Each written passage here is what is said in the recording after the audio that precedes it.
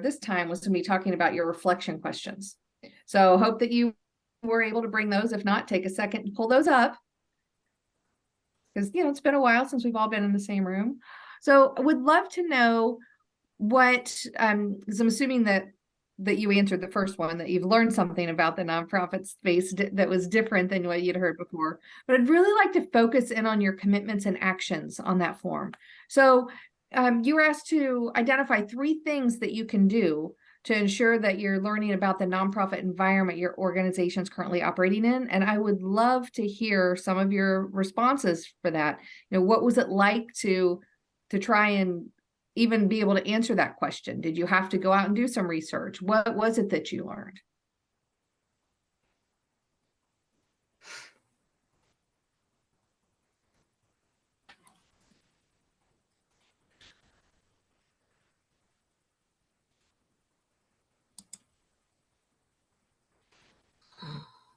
So I'll go. Thank you for starting us off. That's why we have to have an icebreaker. Otherwise, on a Friday afternoon, people sit quietly. That's not what we're about. We're about creating change. We've got to talk our energy up.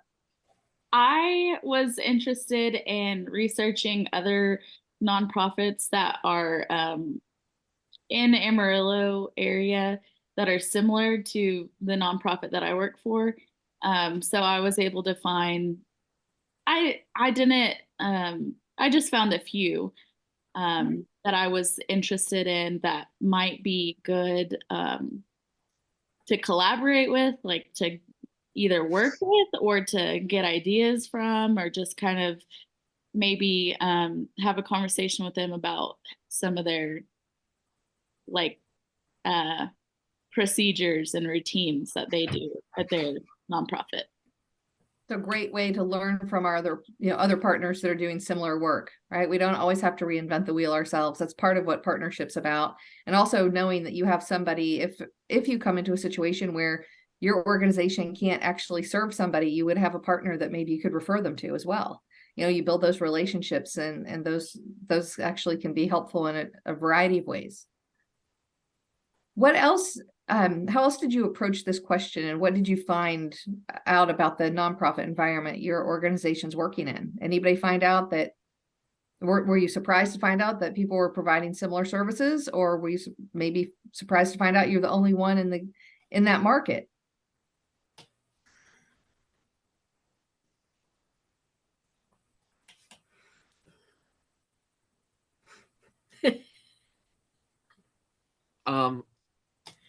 So for me, I did like both a little bit of local research with this, both from finding other groups because I work in the community garden. And so I had both found some online and also had known of some that were operating in the region prior to our previous workshopping session. But I also tried to compare it to some of the more kind of like, it wasn't quite the same because I compared it to the Conservation Corps, some of the Conservation Corps programs that are also through the AmeriCorps program, since they work with a lot of the kind of environmental stewardship and similar kinds of ideas. And it was definitely interesting to see like the variety in scale in the different kinds of projects. Some of them are very much small community. Like ours. I mean, kind of as ours as an example is very. It's like a 2-person operation, just as a very small garden, versus some that have managed to, get enough like people and resources together to make like a program that can, help like cities, help like really large communities out. Mm-hmm.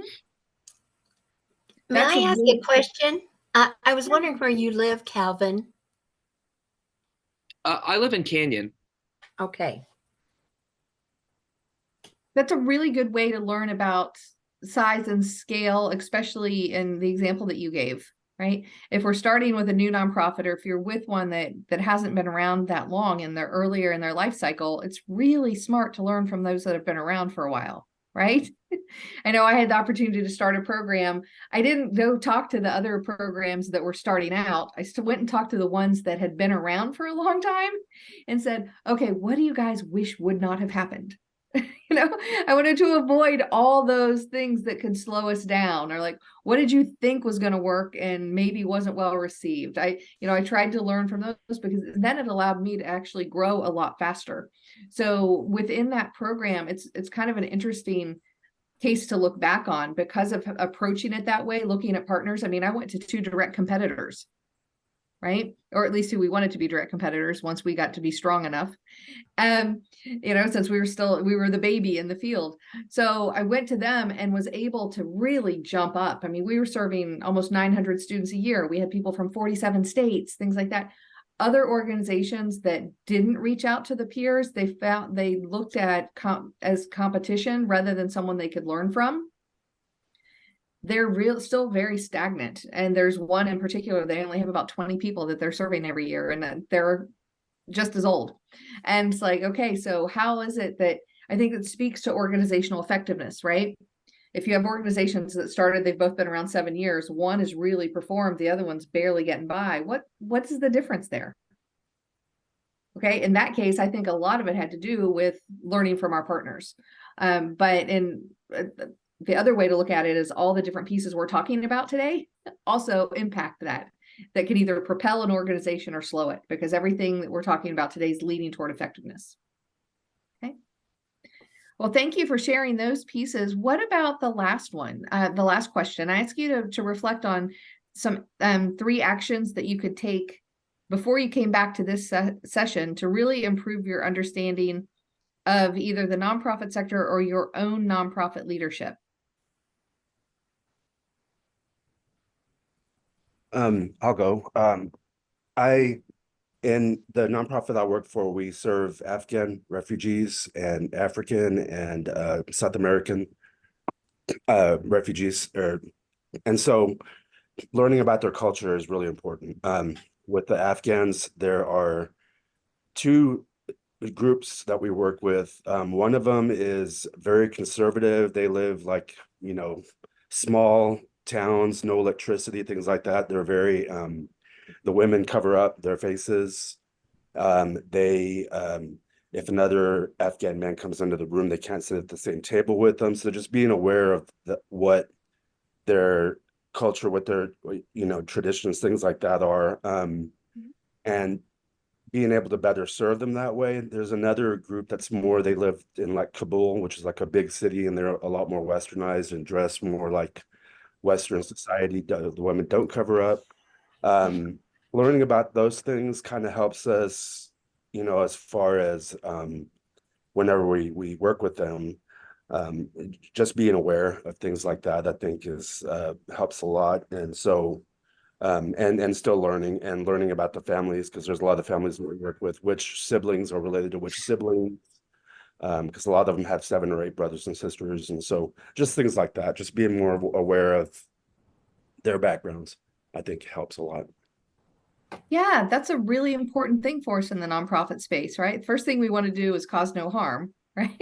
When we go into a situation and want to be helpful with our organization. So we have to find out what the clients we're serving, what is it that they really need, right? We have to ask pause, what's going on?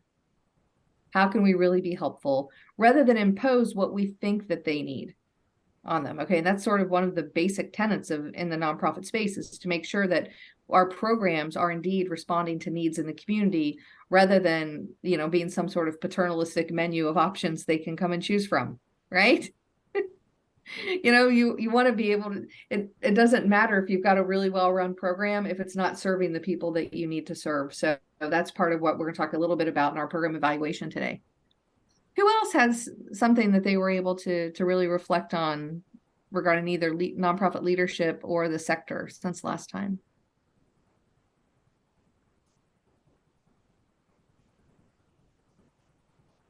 Anyone decide to explore revenue streams and look into more of the philanthropy behind what supports your organization?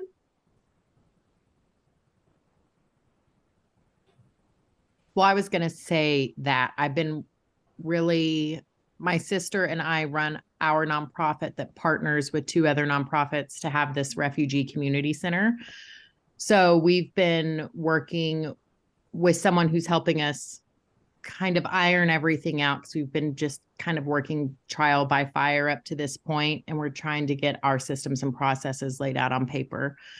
Mhm. All that to say, I've been utilizing QuickBooks and really getting a good view of our revenue stream, and actually made a report of statement of activities for the whole quarter so we can really have a good idea of where we are. And it was actually encouraging rather than discouraging having an actual visual layout of where we are, and also working of really just laying down our values as a team and what the place looks like so that we can be prepared for future partnerships and collaborations that we bring into our facility. Well, that's terrific. And it's sort of a nice segue to introduce our third session. We are going to spend a lot of time on mission, vision, and values, and how that really drives, your organization and the impact that you can have. Yeah, So it's been really impactful. good. I'm so glad that you're doing that. And I'm glad the financials led to something more positive. Sometimes we do that to get the statement of activities together and we get a little nervous. Yeah, it can be a little scary. Right. But you know what? We're going to talk about that in our program evaluation part today as well, because one of the things that nonprofit leaders will tend to do is, because we've got so much stress going on in other parts, just in our day-to-day, serving the people we want to serve, making things work. Sometimes we don't take time for that sort of strategic analysis and evaluation that help us. That's why we have a whole session on it today, and helping you think about how you can use your evaluation tool with your organization. But one piece in particular with programs is that people tend to say it's easier if we just lump it all together. That's not necessarily the case. If you've got multiple programs, you may be doing something that's really valuable, but you need to know whether or not it's self-sustaining. It doesn't mean that you have to get rid of it if the program's not self-sustaining, but we have to have an idea of how much of our resources are we directing, whether it's human, financial, toward running this program, program A versus program B versus program C, right? We need to be able to know how these programs are performing on their own. And it's okay if program A is sort of like the big cash program that's bringing in money and supporting other things that allows us to experiment and start new programs. That's great. But at some point, the program needs to either be self-sustaining, or we have to have a business model that we know program C is dependent on program A, right? And so we need to be able to direct our resources to making sure that works. It can't just be accidental. And I find a lot of particularly organizations, when they're starting and they're just moving into multiple programs, they really haven't started delineating that. And I think the sooner that you do, the better you'll be, because you'll be able to understand that program's value and also what it takes to sustain it over time, because that's why we're all here, right? To be able to sustain the good work your organizations are doing. So good for you for doing that. Well, let's go ahead and dive in today, because wow, we have a lot. I'm going to go ahead and share my screen, and hope this is going to be helpful. It's going to be, I'm going to do more of the information up front, and then you're going to have time, you'll be in breakout rooms talking about each of these segments on your assessment. So we're going to talk about that, and feel free to ask questions as we move along. Just make sure you are indeed seeing the slideshow. Are you good? You have one thing on your screen? Awesome. We're ready to go. So today we're going to talk about strategy and why it matters, and then also use the assessment toolkit from AmeriCorps as sort of the lens through which we look at that. We're really going to dig into questions that instrument provides us to think about how we can run our organizations better. Okay. So our agenda, we are going to talk about good to great, because it's helping us understand why strategy matters. That's why we ask you to make sure and read that monograph before you came together. So I have it out here in case anybody wants to refer.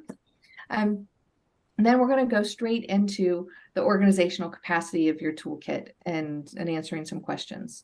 Okay. So first of all, why do organizations not do planning? Anybody have an idea? I've given you some here. Often we say we're just too busy to sit down and plan, or people have been through strategic planning processes that, oh gosh, it takes a lot of time and resources. We don't end up using it. It's really expensive. We have to bring somebody in from the outside. There are all these reasons that matters that are sort of barriers to planning, and they're, I think, more mental barriers in most cases than others.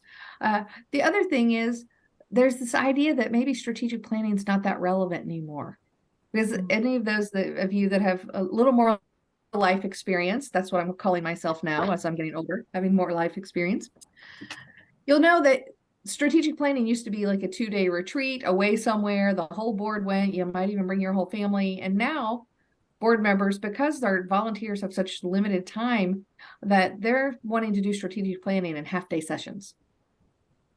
So it's a very, very different idea. The other thing is the fact that the world is just so fast that 2-day, let's plan for 5 to 7 years model doesn't really work anymore.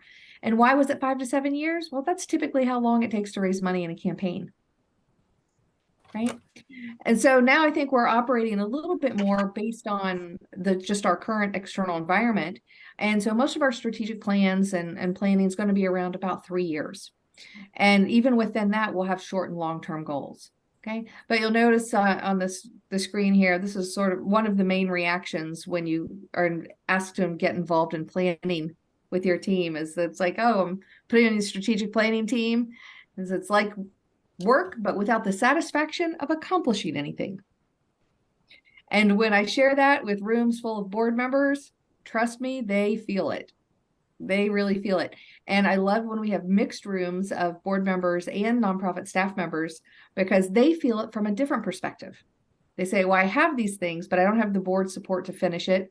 Or I have these objectives, but nobody in our organization's talked about the plan since we did it. So a lot of this has to do with taking time to plan, doing things well to begin with, but then actually starting to live the strategy.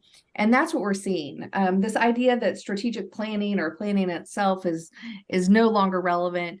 It's an exaggeration. I love the Mark Twain quotes, have to always toss it in here. Because really, strategy is more important to our organizations maybe than it ever has been, because the world's moving so quickly. But what we have to understand is that now strategy is really more integrated into our daily management and daily operations than this idea of having a plan that we went and did for 2 days and put on the shelf and nobody looks at it again. Instead, we want to be thoughtful about our work, really tie it to goals and actions. And that way we're really managing strategically every day with what we're doing. Okay. So here's another one that's fun for some of you. Hopefully you can read it. If you remember the Antiques Roadshow, I see. Okay, I see people laughing. They see it. So this nonprofit professional is very excited because when she was cleaning out an old bookshelf in her office, she found a whole complete set of strategic plans dating all the way back to the 70s. But as we're looking at it, he says, "Oh, these are in mint condition, but since they've never been read or implemented, they're worthless." Right? So that's the other thing is, people get frustrated by saying we put all this time into planning. Does it really help our organization? They don't want to take time to plan and then never use them. So that's what today hopefully will be about, is helping you integrate this into the organizations you're serving. So you can help move, maybe shift them from a mindset of, why bother planning? We're just trying to get things done every day, to saying, wait a second, planning can actually, in operating strategically, can be a competitive advantage for our organization and can help us do much more than we were. Okay, so how does Good to Great support this? This is the monograph that we're talking about, because all of this, the organization's capacity to plan and execute, it all really ties back into whether or not you're going to have an organization and culture that wants to continue learning, okay, and to continue doing well. So one way that we have to do that is to make strategy part of our daily operations. That's what I was mentioning. Okay. As we're planning, you are able to engage a lot of the different constituents, right? We'll talk about that. And actually, I'm going to ask you to look at your constituents and evaluate them and bring them to the next session.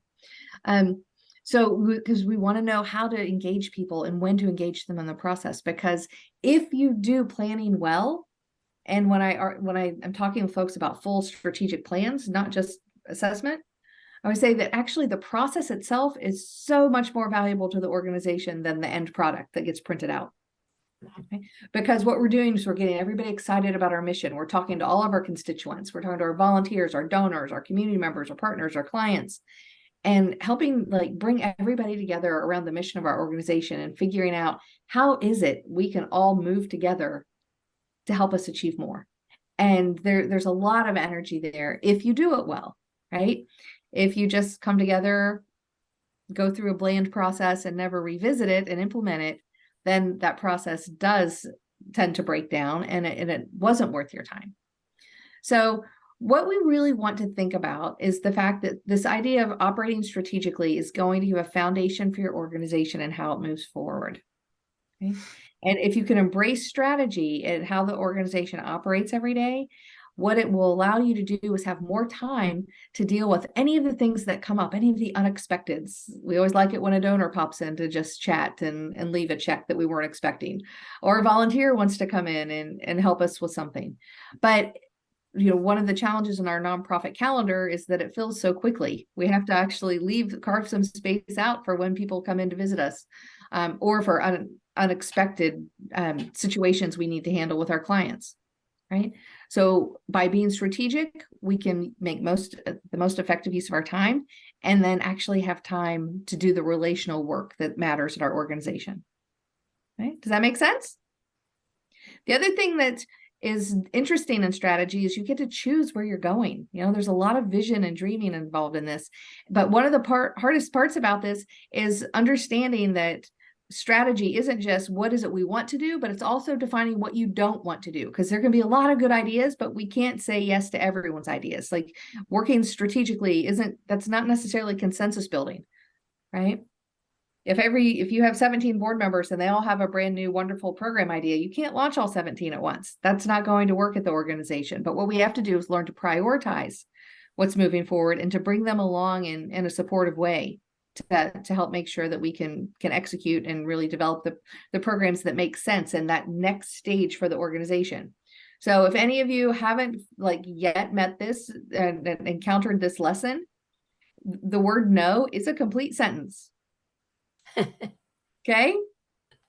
I learned that not long ago, actually. That's taken me a long time in my life to learn that no is a complete sentence without following it with all the explanations and why.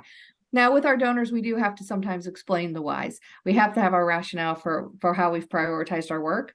But the reality is sometimes we do have to say no to volunteers and to donors and to ideas that we don't have the capacity to handle until 3 years from now. And it's okay that we do that. And the more that we do it, the more closely defined our work is going to be. Because this is what we want to eventually get to, right? The hedgehog concept that Collins talks about. The hedgehog's right. Okay. What Collins is telling us with this is that we have to try and get this piercing clarity. I love that phrase. The piercing clarity about what our organization should be doing. So you'll see here, we have our mission, the work that we're passionate about. But then we have to find out our core competency. That's this idea of what is it we're best at? What do we do better than anybody else in our community? Even if there are other people providing services similar to ours, what makes ours really distinct? Okay. And then we find something that also generates resources for us. Okay. Whether it's a fee-based service, whether it's, such a necessary service that we are partnering with government contracts or private philanthropy, but we have to have the resource there. So what we're looking for is to find this little piece in the lightning bolt. And all of our work needs to be, come back to our centered strategic plan, okay, which should be this lightning bolt. And we have to be able to have the discipline to say no when other opportunities that sound intriguing, or maybe that's interesting, or, well, we've partnered with them before, we can try. If it falls outside the scope of what you really should be doing, that's going to make it harder for your organization to become sustainable and really good at what it does. So you can move to the next level to potentially add things, right? So another a simple way of saying that is you don't want to spread your organization so thin by trying to provide every service for every client that comes in your door. Do what you do well and find others to partner with. Okay. Another lesson Collins gives us is he shares we need to make it to the flywheel. Anybody familiar with that concept? What it's saying is that we stay focused on our mission and we're really disciplined. We continue to direct our effort and all of our resources toward that mission. And we do that consistently and we continue applying it and we go round and round, right? That eventually we get to a point where we have momentum and things start to get easier. Okay. But when you start directing your resources and effort in all sorts of different ways, can you ever get momentum? It's much harder to, isn't it? Because you have people that are heading in, one direction and another direction, and none of the programs really have the financial or human resources they need. So instead, we're saying, how can we be disciplined and just direct everything here until we're up and going? And if any of you have had that opportunity where you feel like you've really worked and worked and worked, and then all of a sudden the program was easy, I'd be happy to take those examples now. I know I had one when I was working with the program and it took us 3 years. And I remember feeling like, oh my goodness, I can't believe that this isn't working yet. And all of a sudden, like 1 week, people were calling us, donors were calling us. It just was very, it felt different. It felt easier. It was a relief. It's like we had arrived. And that's what we want with our programs. And even if you're with an established organization, a new program, you still have to build that level of sustainability. Okay. Any questions around that? When we really sit and talk through it, it's sort of common sense, isn't it? That we do that, except when we want to serve a lot of people and we have multiple programs, it's hard. And it's especially hard if an organization doesn't want to sunset programs that are no longer really serving the purpose they once were. And so our resources are spread so thinly that we're all operating in scarcity, and that makes it difficult. So we want to be able to direct our focus and say, no, this is where we're heading, and prove that what we're doing makes a difference. So when we think about all the strategy talk that we've just discussed, what does that have to do with assessment and the assessment tool that you have? And the way I really look at it is that it's the foundation for any well-led organization, right? That's effectively working toward its mission, because you have to have strategy. And then the leadership element is making sure that you are executing that well, right? We're following our strategic plan. All of our work and our resources are being directed toward it. But then we have to assess where we are. And that assessment tool is going to inform us. One, we can either, make mid-course adjustments or corrections. We can know that we're, demonstrate that we are successful and don't need those types of things. But we have to be able to assess the program in order to know whether or not we're effective. Okay, so it's sort of a continuum that these things are all working together, but strategy is really at the base of it. Okay. Another thing that Collins gives us to think about is this idea of confusing inputs and outputs. And that's something that we don't want to do, because if we're trying to have a great organization, an excellent organization that serves people, we have to be able to understand how we're directing our resources. And one thing that's really different than for some of the folks that engage with us is that they think about inputs and outputs a little differently. Okay, so our inputs are the resources we invest. That's pretty clear, right? And it tends to be financial, but there's also a lot more than that. Having the right program officers, having the right volunteers to deliver our programs. Okay, but the outputs of our work, that's what is different. Okay, and when we think about it, financial outputs really aren't something that we're measuring. We measure it from the nonprofit space as knowing whether or not we can pay the bills at the end of the month, right? That's something we don't forget about. But if somebody's coming from a corporate space, right, they're thinking about financial investments, and they're thinking about the bottom line, the financial, how much did we make at the end of the year? That's not what we're trying to measure. And that's what makes assessment and effectiveness really difficult in our work, is because we're trying to measure our output, which is a changed human, right? A changed life. So we have to remember, inputs are the resources, whether it's people or money that we put into it, but the outputs, we're really not thinking about those as quantifiable. Okay. So when we're thinking about evaluation, one of Colin's quotes is, it doesn't really matter whether you can quantify your results, but what matters is that you can rigorously assemble evidence. Okay, that's either quantitative or qualitative, that's going to track your progress. So it's not just this program is fine, it's making money, it's self-sustaining. That's good to know. But if it's, we also need to know what that is actually yielding. Okay. So especially if our data is primarily, qualitative, which it is in many, particularly health and human services organizations, we want to have a combination of both of those things, qualitative and quantitative data, to try and help say, look, we can prove that we're making a difference in our community and we're really relevant. So any questions at this point?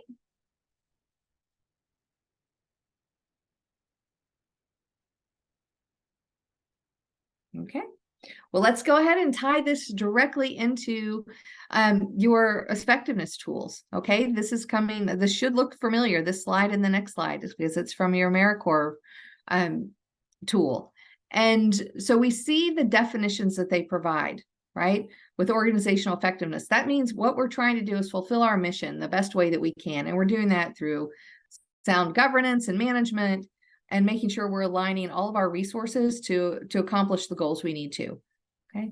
Then it talks about capacity. That's just our capabilities, our knowledge. Do we know how to do what we need to do? And then the assessment is saying, wait a second, do we have a formal way of understanding whether or not we really know how to do this? It's taking that honest evaluation to say, well, we're not raising as much money as we thought we might, so maybe we need to look at that piece. Or we aren't we're not serving as many people as we thought we would in this particular neighborhood. Wonder if there's something to do with our marketing, our partnerships, how we explain our programs. What is it our outreach? We have to be really honest about what our strengths and weaknesses are in order to continue to build on them. Okay. And then with capacity building, that's when we come in with really specific tools like today. This is what today's falling under capacity building, which is a specific opportunity and technical assistance opportunity to try and help your organizations figure out how to use all of these evaluation and strategic tools to make sure they're operating better. And that ties right back up into the organizational effectiveness. That's the only reason we do things like this, right? Is to make sure our organizations are stronger. And this should look very familiar because it's straight from your toolkit, and it talks about the 5 key areas that we're thinking about. Okay, so we're going to dig into all 5 of these areas today, and I'm going to really dive into specifically leadership. Okay, because that's a lot about what Collins talks about. It seemed like that's a good place to start. Okay, so if you're leading strategically, you have to be able to understand where your organization's operating in the market, right? So I've given you some questions here. What are some of the different organizations who are providing similar services? That's why it was part of your reflection assignment after the last time. What strategies can you use to differentiate your organization? Why should people come to you for service? Why should funders come to you to support your work? So we have to be really strategic about how we differentiate our organizations. Okay. And then we have to ask some other questions about our resources. I'm assuming most of you would say your resources are scarce, because I work with organizations that have billion-dollar endowments, and they still have people that say their resources are so scarce in different parts of it. I've never met a nonprofit that's like, yeah, we're good. We really don't need any more, because we always want to serve more and do more. Okay. But we have to think about how are we directing those resources to help us be stronger and stable so we can continue to grow. Okay.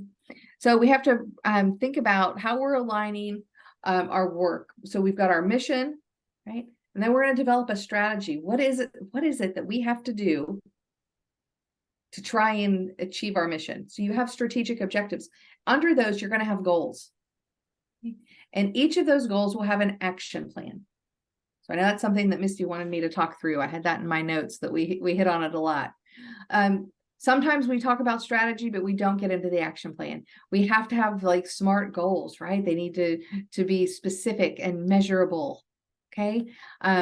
We need to be able to also have time with them. That's one thing that people will leave off a SMART goal. is that sometimes it's like, well, I don't want to put a timeline on it because it might take us longer. Let's go ahead and put the timeline on it, but create a culture in your organization that it's okay if that has to shift a little bit, right? And then, of course, it's being disciplined enough to figure out what it is you're not going to do. And we've spent some time on that. So those are some of the tenets of leading strategically. And in the nonprofit space, we have some specific challenges with leadership. One is we have so many stakeholders, right? What are some stakeholders? I don't want you guys to fall asleep on me out there. Who are some stakeholders that you can think of in your organization that we have to earn the trust from them every single day when we're operating?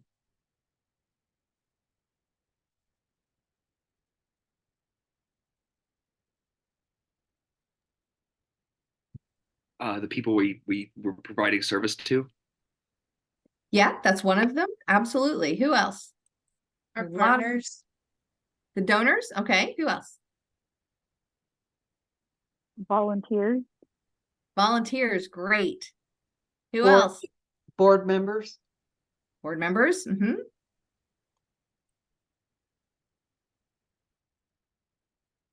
How about staff? You have to be accountable and earn their trust every day too. And then other community partners as well. So we're going to give you an opportunity to really be thoughtful about your constituents next time. But part of what makes it difficult to be in nonprofit leadership is you're always having to think about the decisions you make through the lens of all those different stakeholders. In order to say, okay, am I really leading this organization forward? Am I taking us to the next level that's going to actually allow us to serve more people? Okay. The other thing is challenging is we have to lead from behind in the nonprofit space. Anybody know what that means? Or what I mean by it?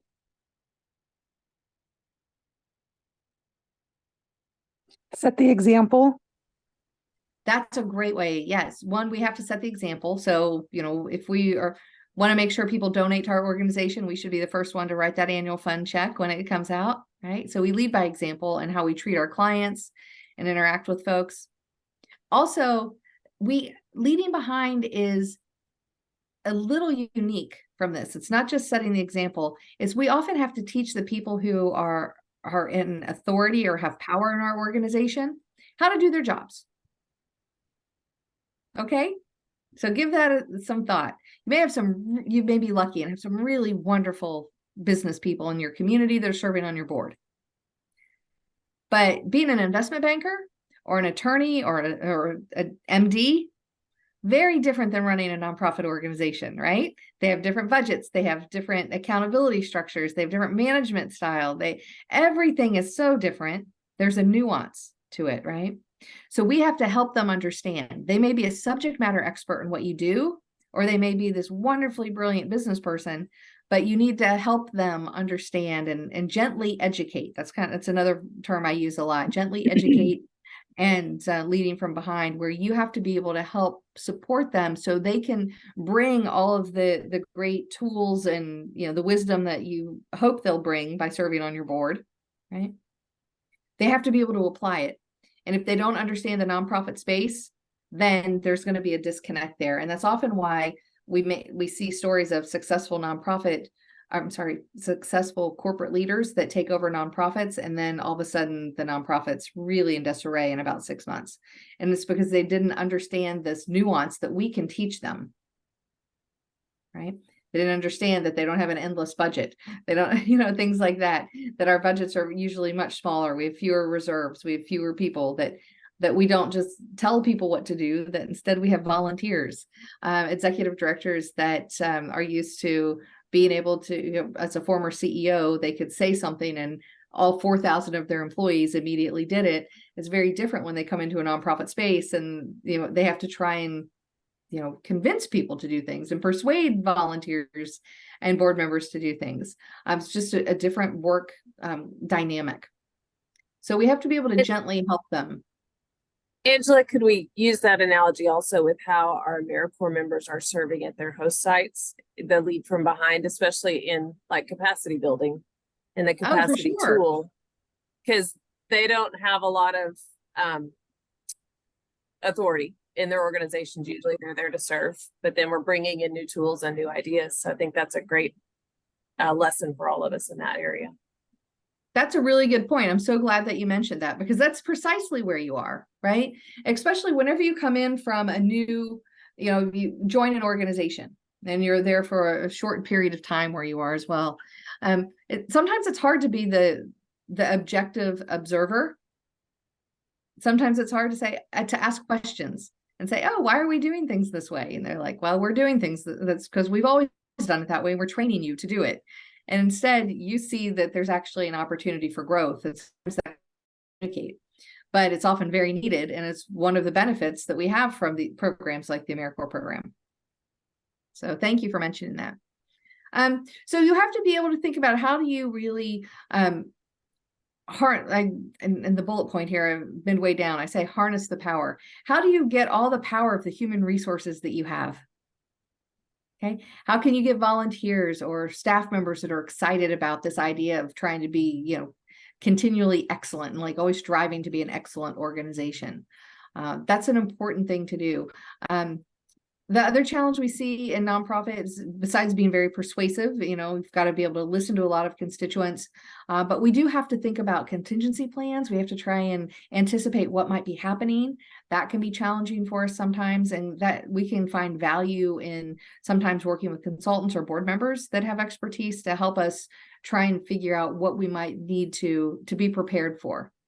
Okay, that really is going to come back when we talk about risk management after our break.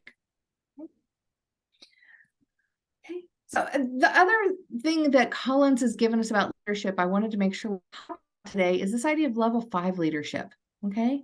And uses some really interesting language here. The 5 leaders, they're building greatness. I love this, through a blend of personal humility and professional will. What does that mean to you guys? How would we describe that? I think it's expecting a lot out of yourself, but not being haughty about it. Mm-hmm. Service above self. Yeah, that's both of those are good things. This is what I look for in all of my employees. Anybody that I work with, I want to have somebody who is looking at this idea that, like, hey, I am going to do the work. See, they're ambitious for the cause, the movement, the mission, the work, not themselves, but they have the desire and will to do whatever it takes to get the job done. So there's like another phrase that he uses is, there's like this, they're neurotic about making sure that they do well, right? They're the people that wake up in the morning ready to come and do the work, and you don't have to constantly check on them. Another way, and I think a healthier way to talk about it, is they have this intrinsic motivation to say, this matters to me and I am going to always bring my best. And that's something that, isn't it fun to work with people like that? Yeah. Yeah, it is, isn't it? Because go ahead. I was gonna say, I think in order to be successful, it's important to be that person that average is not good enough. Right. That you expect a lot out of yourself and expect not just to meet the goal, but to exceed the goal. Absolutely. And what we can do is we can set goals with people and say, we know you can meet them. Right? We can encourage. It's the person that takes initiative, and that is, you just know if you give them a job, they're going to do it. You don't have to worry about micromanaging or double checking 4 times. Did you do what you need to do? Exactly. And that's another reason they're just fun to work with. I always look for this.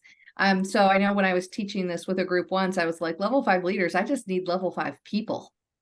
I just want to surround myself with those people who are saying, I do care about what we do, and I am going to make sure that we do things well. So the whole point of this idea of this level 5 leadership is that we have to be able to create an idea that it's okay that we continually try and, to strive for excellence, that we're always out there trying to do better. Because sometimes nonprofits will say, well, we don't have the resources to do that. And they really start to struggle.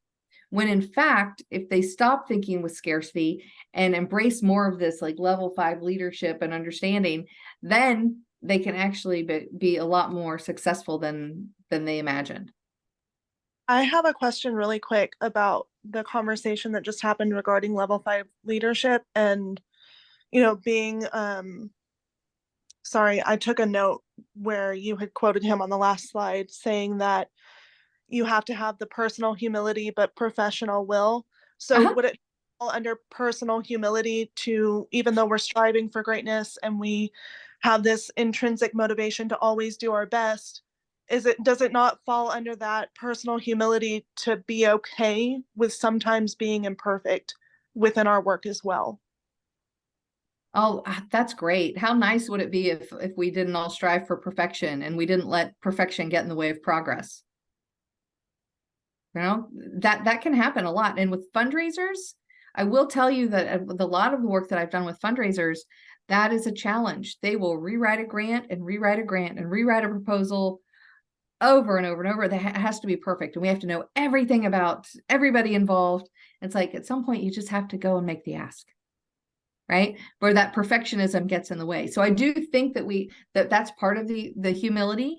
And I think a really strong part of it is to remember that, what our role is within the nonprofit space. I think humility has a really special role to play, right? We're doing this for all this work for other people, right? Rather than ourselves. And that kind of goes back to the first part of his quote, where he says they're ambitious for, first and foremost for the cause. Is that we don't come in as the nonprofit CEO or leader that knows everything, but instead we come in as somebody who cares deeply about the work we do, and we're going to demonstrate, we're going to treat our staff well, our volunteers well, everyone engaged with us. We're going to be, really thoughtful with how we use our resources and really strategic. So all of our efforts can, end up with the greatest yield, and that my contribution is not stronger than anyone else's. And I think that's a really important thing for us to remember as well. Particularly when you get in, sometimes there are conflicts between program and fundraising staff. It's like, well, without me, you wouldn't be able to have a job because you wouldn't have anything to raise money for. On the other hand, is the fundraisers, without me, you wouldn't have the funds and resources you need to do your job. And I've heard both of those arguments. And when I've been asked about them in the past, and maybe this seems like a cop-out answer, but my first response is, why are those conversations happening? There's some sort of strain in the organization and something not right in the culture that the program and the fundraisers are actually feeling pitted against one another. And it's very common. So if you see it in your organization, it's very common. Program officers are working really hard with people that are in really dire situations, and the fundraising person's and off to another fancy lunch, so and part of that is helping understand, as a leader, helping everybody understand their role at the organization and how interconnected we really are. And I think there's a lot that has a lot to do with humility too, and understanding everybody's roles, and that none of us would be in this work if we didn't, if we weren't, one, needing to serve someone else, but two, if we didn't add some value to another part of our team. Does that make sense? Everyone needs to be appreciated for what they bring to the table. Absolutely. I wish people could understand that so simply, but it's not. And that's one of the key indicators I see that there's leadership problems in an organization when we sit down and say, so how are things going? And we get the laundry list of all the things that are wrong, and the challenges within different departments. Okay. Sometimes it's legitimate. I'm not saying that can't be the case. There can be one department that's slowing everybody else up. And if that's the case, evidence will prove that. But when you just have different departments that aren't appreciating each other, to me, that shows there's a real leadership crisis at the organization, because we should all be working together and we should all be relying on each other. Okay. And I think years when, like, oh, I'm sorry, you're breaking up. You might need to put it in the chat if we can't hear you. Was that Brianna? I think so. Okay, go ahead and try again and see.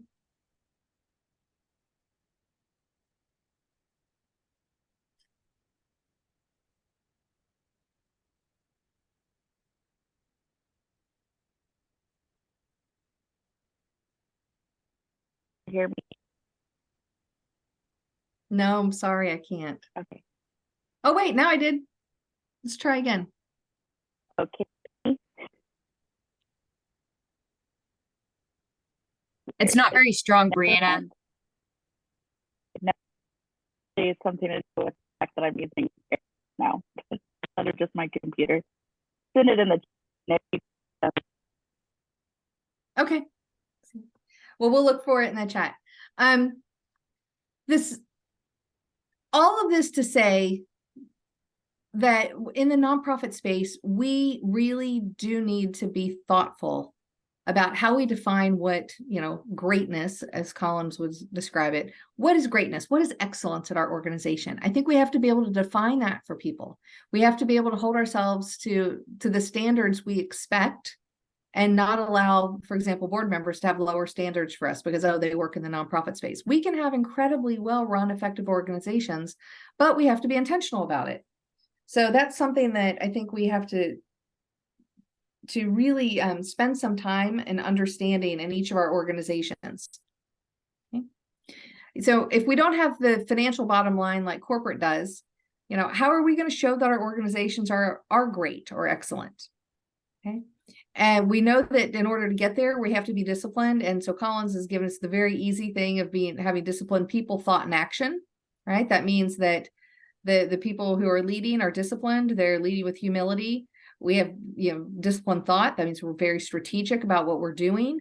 And then our action, we actually do look at everything that we're doing with the organization. We make sure it aligns with our mission, and we follow through those and execute on each of those actions to make sure we march forward, together as a team. And that's harder to do sometimes when we've got a large organization, but even with a small organization of 2 people, there are separate challenges by, resource constraints, and even having different opinions of what maybe needs to come next. Okay. So within our leadership, we have to be, really committed to strategy and to planning so we can operate well without having to, because all the strategy does is it eliminates as much chaos as we possibly can. So it allows us to be effective when we're trying to get the work done every day. We have to really have a commitment to leading our staff and board. So there's a lot of what we just talked about a few minutes ago, but it was more staff focused. Also think a little bit about the board level. That comes down to, and I put the page numbers in for you, but this idea of executive and legislative leadership. Okay. So Collins talks about executive leadership is a little bit more corporate, where it's more authoritative. You're the ED, so wow, everybody's going to listen and do what you ask them to do.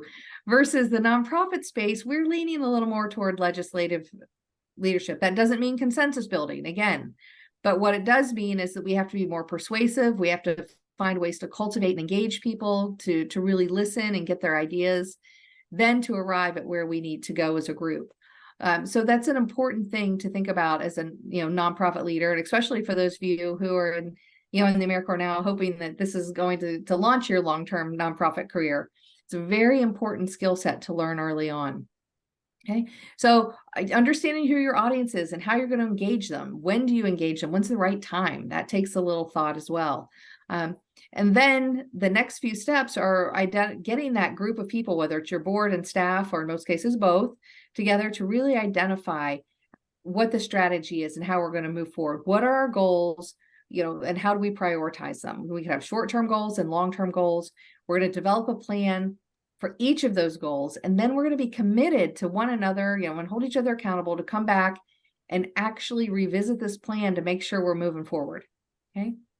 And the only way we know if we're going to do that, if we're making progress, is if we have some defined metrics. Some people will refer to them as, KPIs, but we have to have some kind of metrics and some way to evaluate whether or not we're making the progress. So I wanted to give you an example of how you can think about this, because sometimes I know a lot of what I've said, if you don't have 15 years work experience, it might seem a little fuzzy if you haven't been an executive director yet. So I wanted to give you an idea of how do we start sort of slowing down and thinking about this. One, identify who your stakeholders are. And it could be as easy as, this is just an Excel sheet that I've pulled up. Who are your stakeholders? And then ask, why do we want to involve them? The next column you see is how we want to involve them, and then what's the best time to involve them. So when we're thinking about strategy, if there's internal and stakeholders, you may want to have the outcome for them might be buy-in.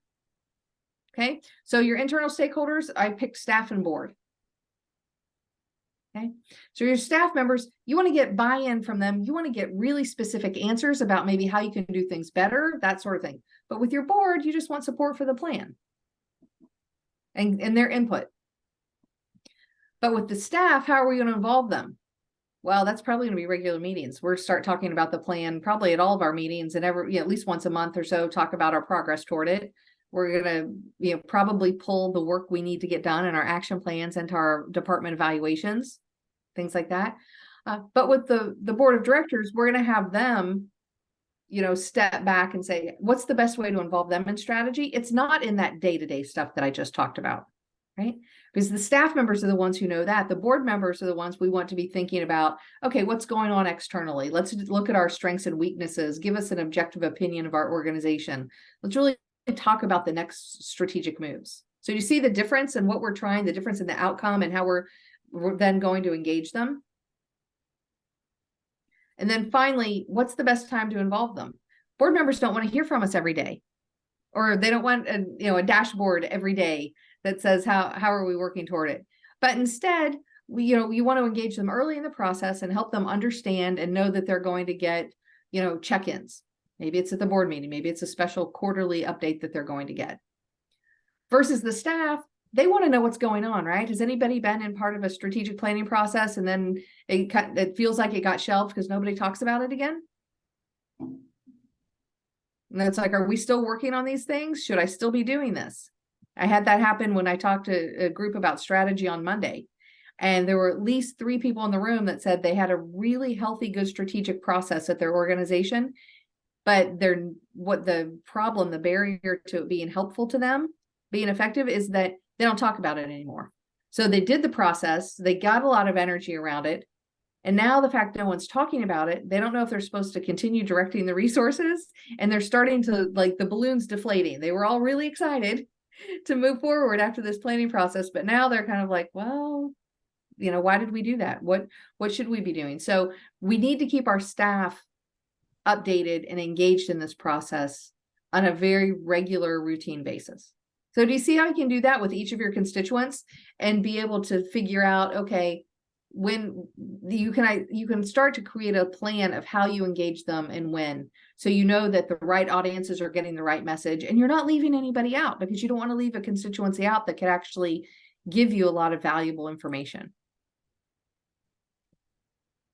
Yeah, here I'm seeing, I think, a comment. In my opinion, boards should have a resident or candidate that's been or done that, depending on what the nonprofit focuses on. Help me understand, Jeannie, your comment there a little bit. A resident or candidate, so you need to have somebody on the board that's been, what does that mean? So let's say a nonprofit focuses on okay, let's see, a community, focus on a community to rebuild, to know in a, like in Central Center, okay? Say that you're in a committee and you're in the board and you live in the residence. So you know what your community needs. You know the change that is needed. Say that maybe homes need to be redesigned. Maybe park needs to be, redesigned for the needs of the kids, needs of the parents, need of, let's keep more violence away. Let's make it a more family kind of type of park. Instead of an old park, let's bring the brand new in there to engage the families, to engage kids to come. So I always think that residents or somebody say, Storybridge, okay? Let's say that a family never had books and now they have books. So a resident or somebody from the area where they focus on, which it could be all around Amarillo, all around the Panhandle, to have a board member from the community in the board, because they could put their input and their ideas of what they've been through, what they've gone through, and help out. I mean, I just think that's very important. The ideas and the thoughts and the strategies you talk about strategy. You know, we all need to build strategies in order to get somewhere or to build something or to grow. So all of those strategies, you can get them from other people from that have gone through that poverty. I've gone through poverty, have gone through the So food the bank. life experience. Yes, the life experience. Exactly. You said it. And I think it always helps them build in, you know, it's a out, like say you see the world, all these are going to filled with ideas. And I think it's always helpful to a board. Oh, absolutely. Yeah. So I think we talked a little bit about that last time too, is that how important that lived experience is, and this idea of diversity, that we need to have the right people making decisions. That's really important when it comes to strategy, and when who you're choosing to serve on maybe a task force, or if you're wanting to evaluate strategy at the organization. Is it somebody that understands how this kind of process gets done? That's helpful, but also having somebody who really understands the mission, and it's a subject matter expert and somebody who has some life experience, that's going to help us arrive at some really good questions. Because if we're doing this well, we should ask some really hard questions. Strategic planning shouldn't be something that we all come in and somebody says something and everyone else in the room agrees. That's groupthink. That's precisely what we don't want. You know, we want people to come in and be able to push and say, you know, how can we do things better? And that's part of what Colin's whole premise is. And this idea that we're trying to work with you as a group to say that you're going to be nonprofit leaders that go out and question, how are we doing? Are we really using our resources the best that we can? Are we making the difference that we need to meet the needs in the community? Are we relevant? If you can answer those questions, things like fundraising become a lot easier. And it's okay to disagree. I mean, when you disagree, you can get together and agree to something. Absolutely. I think it's always a disagreement will bring in something even better. Yeah. That's how I feel. Thank you. That absolutely is true. So if we think about leadership as what your primary capacity for AmeriCorps, okay? What I'd like you to do now is pull out your assessment, and we're going to go ahead and put you in breakout rooms.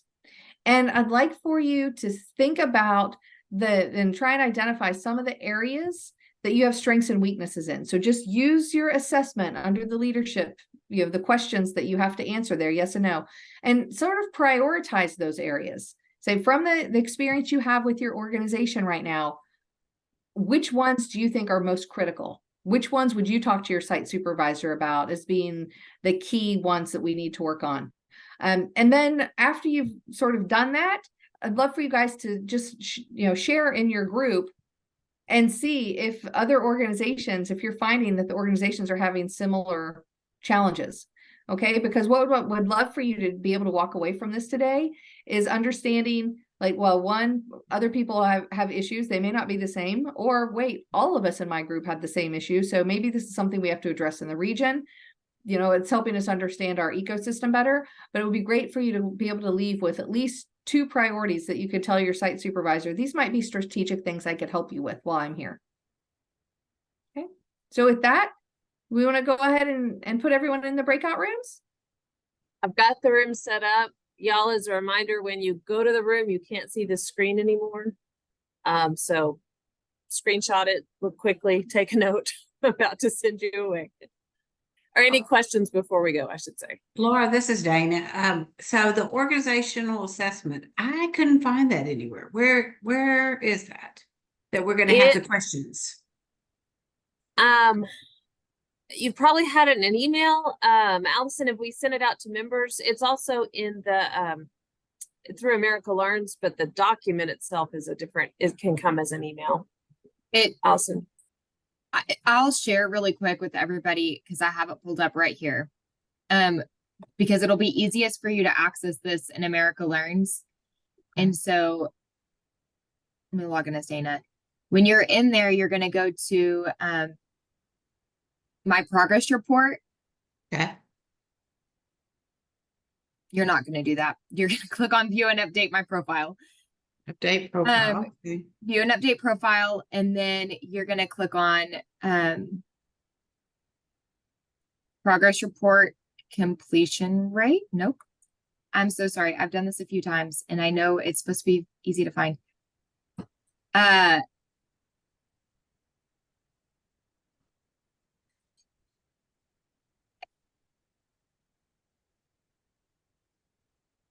here. How did I get there? Okay. You're going to click on the progress report and data. That was correct. And then view individual reports. Oh, view compiled reports. That's what I clicked on. Nope. How did I get there?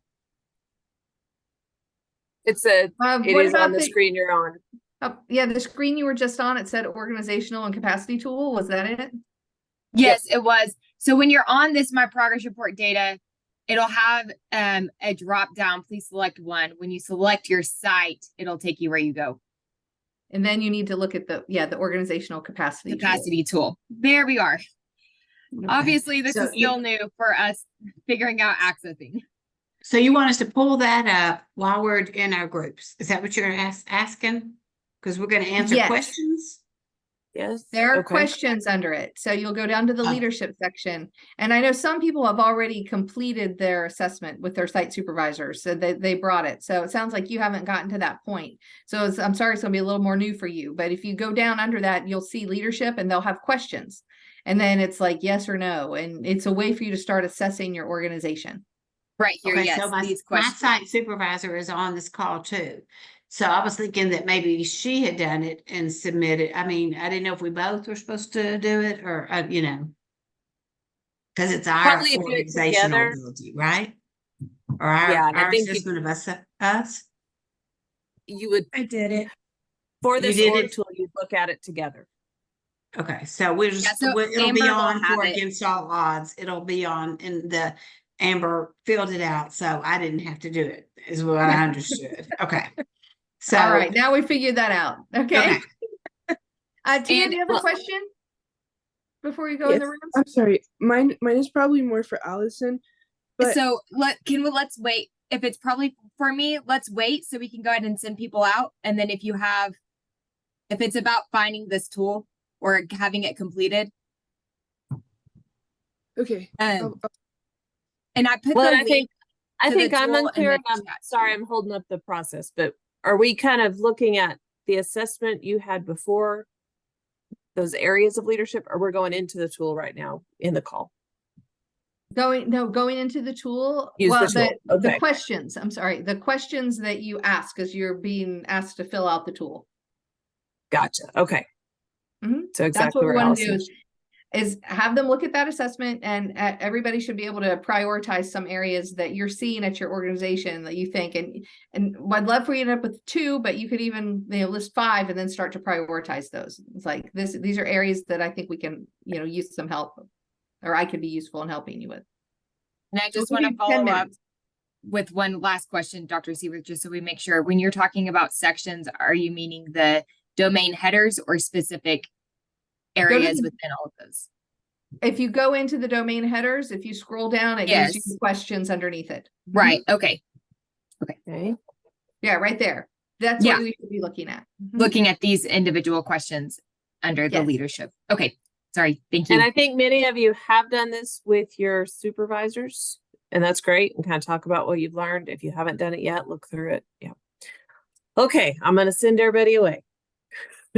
See you in 10 minutes. We'll be back in 10. Allison, can I ask you my question really fast? Yes.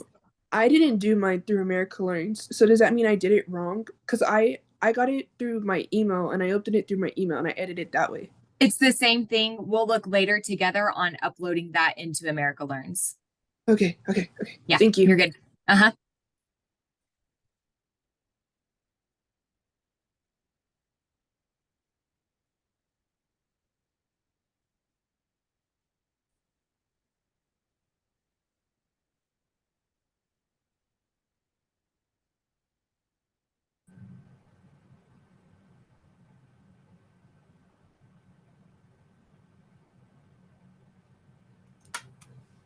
Boom, and you're all dumped right back in here. All right, it looks like you're back. We had a great discussion in the room I was in about some of the challenges that they're having. Did any of you find that your organizations were struggling with similar leadership challenges? Or were they all different? To be honest, in our chat, we didn't get very far past the introduction stage, like making sure we all knew what like each other's starts were. But I felt like we were able to give Mary some insight. Mary some insight about how maybe we could potentially help her with having some dignity. I'm sorry.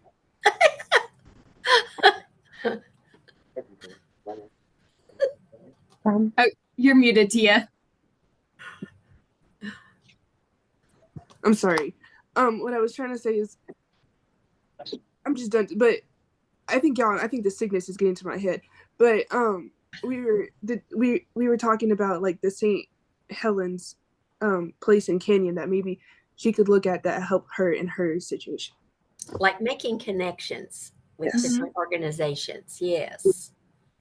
Well, that was something we ended up talking about a lot too. And so we are going to go over that very quickly today, because you guys are probably already realizing, how do we go through 5 of these? Like normally I would teach a whole day on each of these things, and we're doing it all in 3 hours. But we are going to push the community engagement piece, and we're going to focus a lot on that in our third session together. So don't think we're forgetting it. We know it's very important, and it's so important we're pulling it out and going to focus on it more. Okay. Anything that was shocking in the situations, or in our group?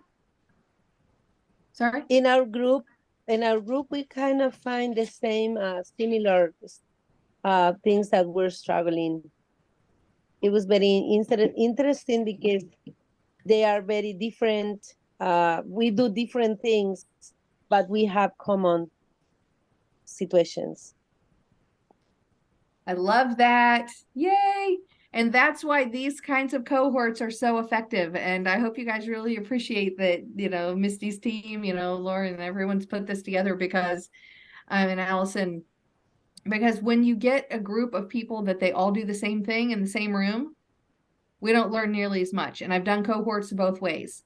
One of the least informative ones I've ever had was 10 organizations that worked for, they were all working on food security, and they had similar problems, but they found out they had different ones because of just their life cycle of the organization. But we were a lot less creative. And in this group, it is enlightening, right, to come in and say, oh, it's not just my organization, it's not just my subsector, all animal welfare organizations struggle. No, it's not that. It's actually, we're stronger in some areas than others. And I think that if you guys will stay connected through sort of the social capital of us that you're building with each other, getting to know each other over 3 sessions, if you can stay connected, you'll continue to learn from each other in a lot more robust way. Even though you'll find that you can learn a lot from an organization that has nothing to do with yours, and the type of work that you do. So I think that's a really neat lesson. Thank you for mentioning it. The other thing is, it depends a lot on the size of your life cycle and size of your organization. Sometimes we have a lot of the same functional challenges because of that. And so you may, all be with the organizations that are all maybe say fewer than 5 years old may have similar situations, even though you're in very different subsectors and serving different audiences, different parts of the panhandle.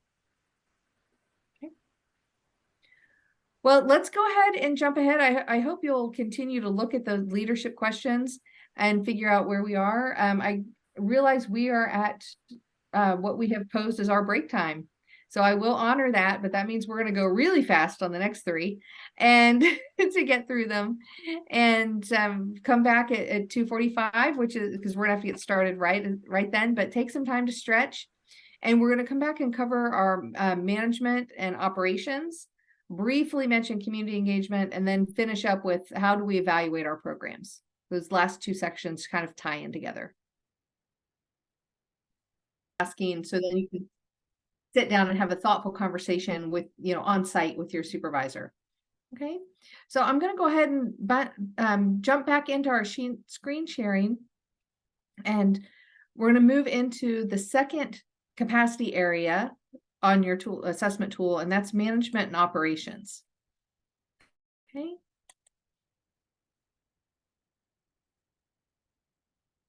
And the first thing we're going to do is dive right into the financial, because this is an area where we're talking about finance. Just 1 second. And human resources, and more of our issues with information and technology. So when you're thinking about these specific capacity areas, there are some key important items that we start with. Okay. First is understanding that financial management isn't just making sure that you can balance the budget. It really goes well beyond that. And what we're trying to do is make sure that we're using all of the organization's financial resources in alignment with the strategic mission. Okay. It's making sure that we're wisely using those resources to advance each of those action items in our strategic plan. And so some of the areas that we have concerns with, and that you can look for with financial capacity, is how the financial strategic decisions are even discussed in the group, okay, in the leadership group. So sometimes, believe it or not, development officers are not included in overall strategic planning or in financial discussions. And instead, then meetings take place and they'll come to the development team and say, oh, by the way, I need you to raise me, $2 million by the end of the year.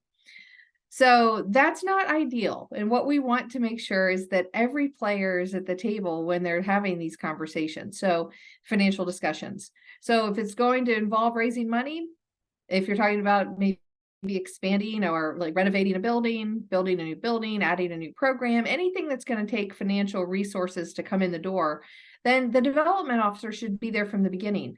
And there are a couple reasons, not just so they don't get committed to some crazy like $8 million goal, this wild goal that's well beyond anything they could raise, perhaps, but instead, what being involved in the process from the beginning is really informative to the development team as they go out and talk with their with prospects.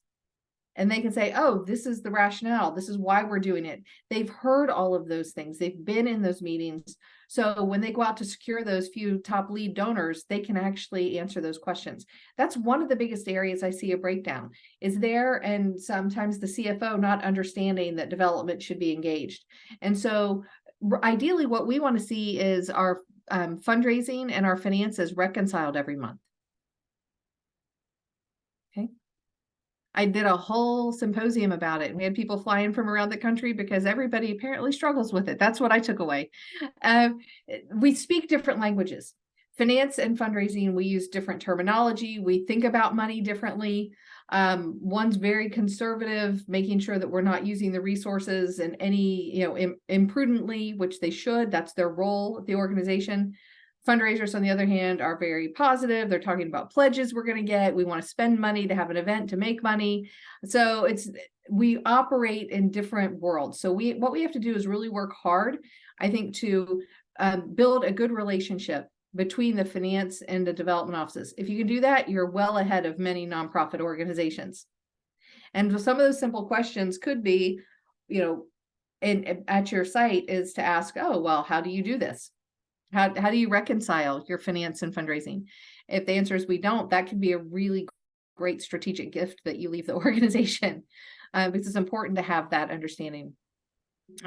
One of my favorites is a CFO that I've worked with for a very long time, nonprofit CFO. So he got so angry one day talking about one of his situations at work, and he started pounding on his desk, "Pledges don't pay bills." And you can understand that frustration, right? It's like for them, it's pretend money. Unless it's in the door, it's not real yet. Fundraisers are standing up saying, oh, we just got another pledge. We got another pledge. And he's like, I don't care about the pledges. So it's a really important thing for us to figure that out. The other piece of it is we have to think about how money is handled at your organization. Okay, what are some of those internal controls that are in place to make sure that you're not in a situation where your organization could be perceived as having fraudulent behavior, or even worse, something could happen. So we're thinking about those internal controls. Something like the same person who opens the mail is not the same person entering the gift amount, into the database and taking it to the bank, right? We have different people who have different roles, and there are reasons for that. So you want to make sure to have internal control policies that are going to help make sure you're managing that, the fiscal part of your organization very responsibly. You want to look to have build up a reserve fund. How many of you know at your organization, do you have a reserve fund of at least 6 months? Can we see a show of hands?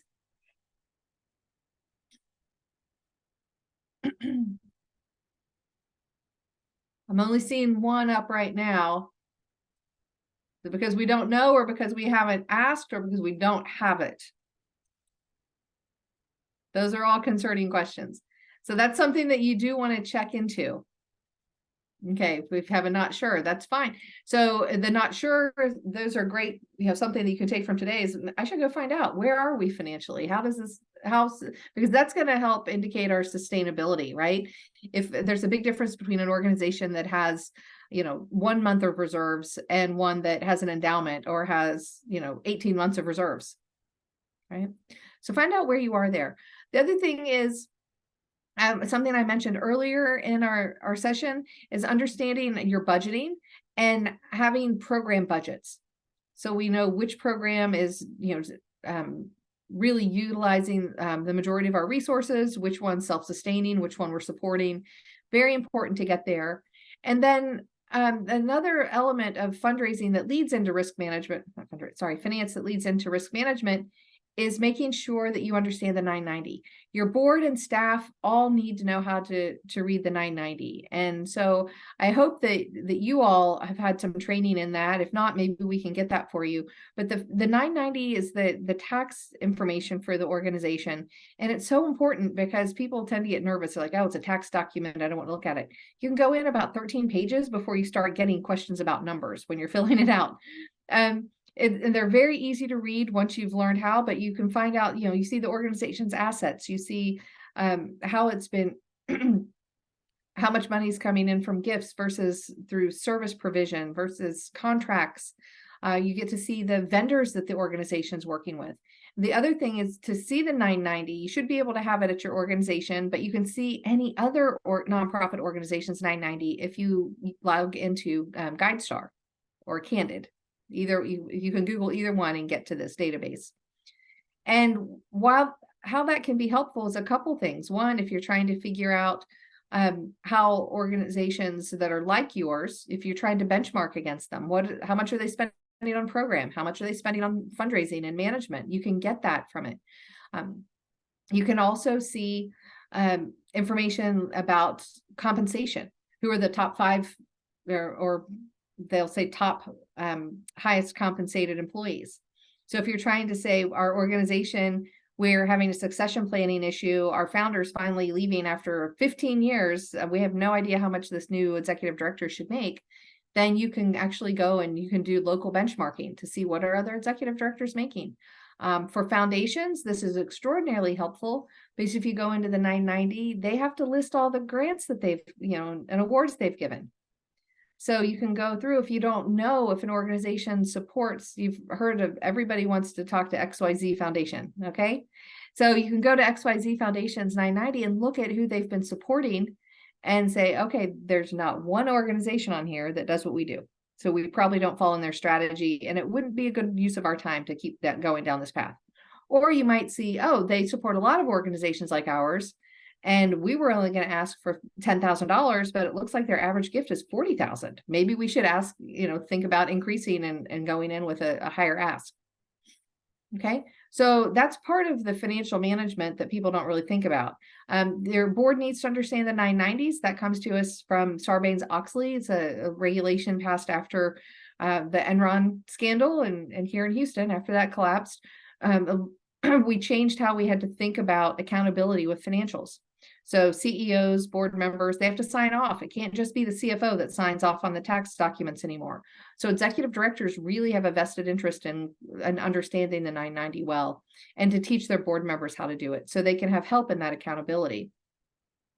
The other thing is we need to be prudent about with finance is the risk management element. And that's where you want to think about not just the internal policies that we've talked about, but the policies for how you're handling credit cards, for example. Okay. Who has them? Who has access? Who can use them? Who can sign checks? Those kinds of questions. On the other side, think about with fundraising, how do we handle credit card information when we get those gifts? You need to have a database that keeps that confidential. I have come across an organization that was trying to be very forward thinking, wanting to have monthly donors, but they didn't have a database. So they were keeping their credit cards in an Excel sheet.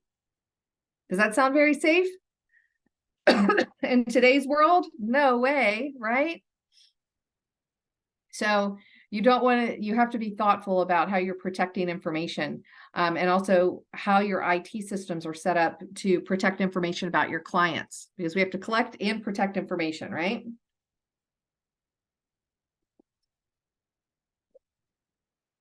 Any questions about that? Again, we could have a whole class, but this is going to give you something to think about, and you have questions in your assessment tool that specifically address the financial management element. So now let's think about another resource if we're thinking about human capital and human resources. So the way that AmeriCorps is wanting us to think about it is that, you know, human resource capacity is how to essentially utilize our people, right? How do we effectively recruit, manage, develop, and retain it within an organization? Okay. So what we've learned about it, and I'm so excited I get to teach my human resources class at A&M this semester, is because the more you study it, the more you realize that our human capital is really the most valuable resource that we have in nonprofits, right? Because we're people trying to help people. If we can't find the right volunteers and the right staff members, and help them succeed and really effectively work for our organization, we're never going to be able to achieve our goal. So what we've learned is you have to be very intentional about it. Collins gives us in the monograph here, gives us some really good comments about getting the right people on the bus. Does anybody remember isn't that a very simple way to think about it? Now I'm going to really challenge you. I'm going to push you one step deeper with it. It's not just getting the right people on the bus, but it's once you have the right people on the bus, you have to have them in the right seats. Still very simple to understand. Makes a lot of sense, right? So you can hire somebody, but you find out that they're absolutely tragic when it comes to asking for money. And so, but they're fabulous with programs. You want to have them do in a program role, right? Not as your, as annual fund director. So we want to make sure that we're very intentional when we are creating and drafting job descriptions. So we know exactly what that role will be performing, what they'll be doing for the organization, the skill sets that individual is going to need, and to try and help move us to a higher level of success, that we're finding the right person who's going to come in and be able to do the job well and stay with our organization. A lot of my nonprofit organizations I work with have really outdated job descriptions.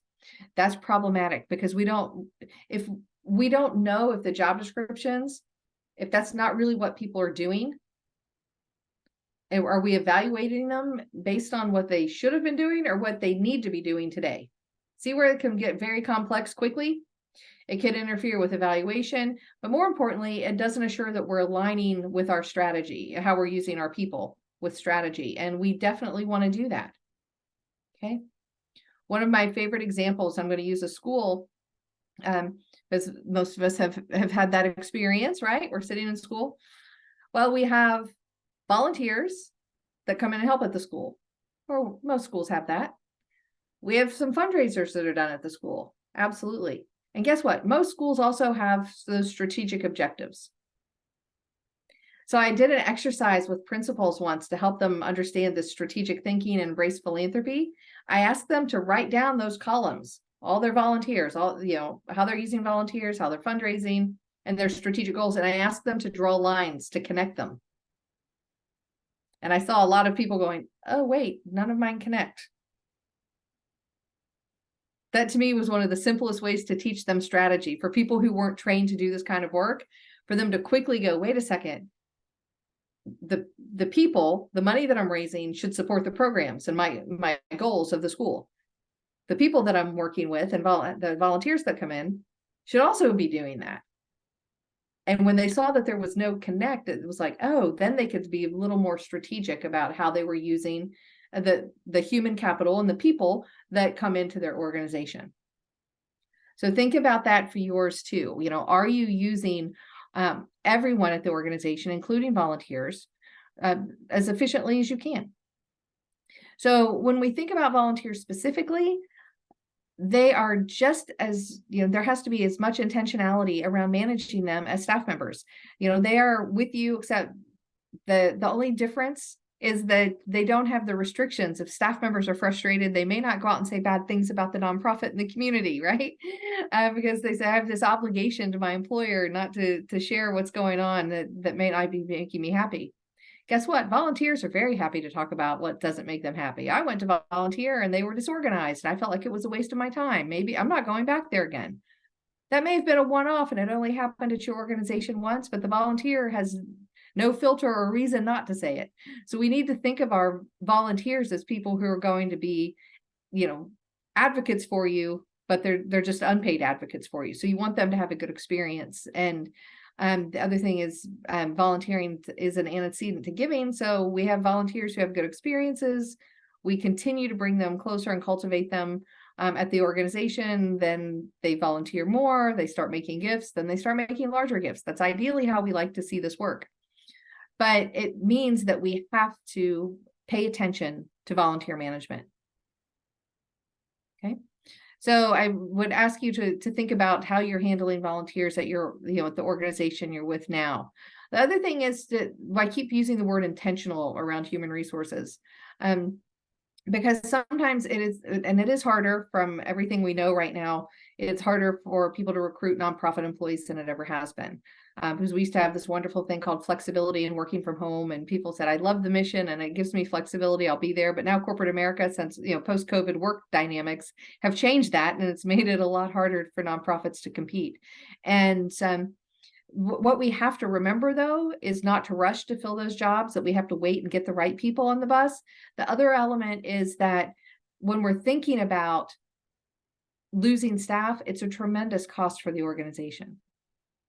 So I'm going to use fundraising just because I've seen a study recently that explains it. But if you lose a major gift officer, you say on average, it's going to cost the organization $117,000 to replace them. That's based on the time that they're gone and they're not able to go out and ask for money. Trying to find the right person, having, you know, that person empty, the relationships that have to need to be rebuilt. And then by the time you bring someone on, they're not going to start making money on their first day, right? They have to go out and meet people and they have to ramp up.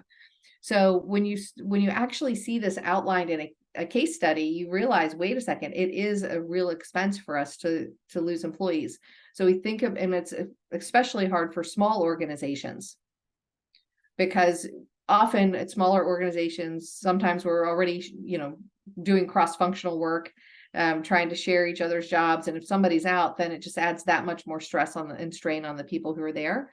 So we want to be really thoughtful about anything that we do with HR. Additionally, we want to make sure that we have policies and procedures that make our hiring process fair, our evaluations fair, and that we can design a human resources process that allows us to focus on whether it's volunteer staff, to focus on their skill set and how we can utilize it best at the organization, and then train them, continue to engage them more, so they will want to retain, you know, they'll want to stay with us and we can retain them at the organization. And our next thing to think about is our infrastructure. So we are becoming more and more dependent on technology than we ever were. And that's every sector, not just the nonprofits, but even us in the nonprofit space are run into a lot of organizations that have multiple systems to track. They'll have a database for their program data. They'll have a database for their volunteers. They'll have a database for their employees and the private information that they've got. They'll have a database for development. That's a lot to manage, right? So we have to, what we're asking nonprofits now to do is to be really thoughtful about their systems that they need to support each of the functional areas. And we're looking at, how can we use our resources wisely?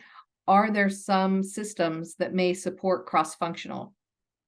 So you don't necessarily need to have 4 systems that everyone's trained on, but instead perhaps you have one system that people can be trained on. It's why some of you working with organizations may use the program Blackbaud in that company.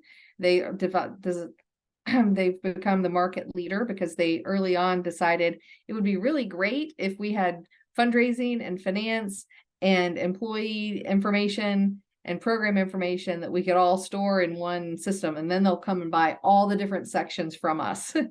And that is very useful, but it can tend to be expensive. So we have to think about what makes sense and what is right-sized for the organization you're working in.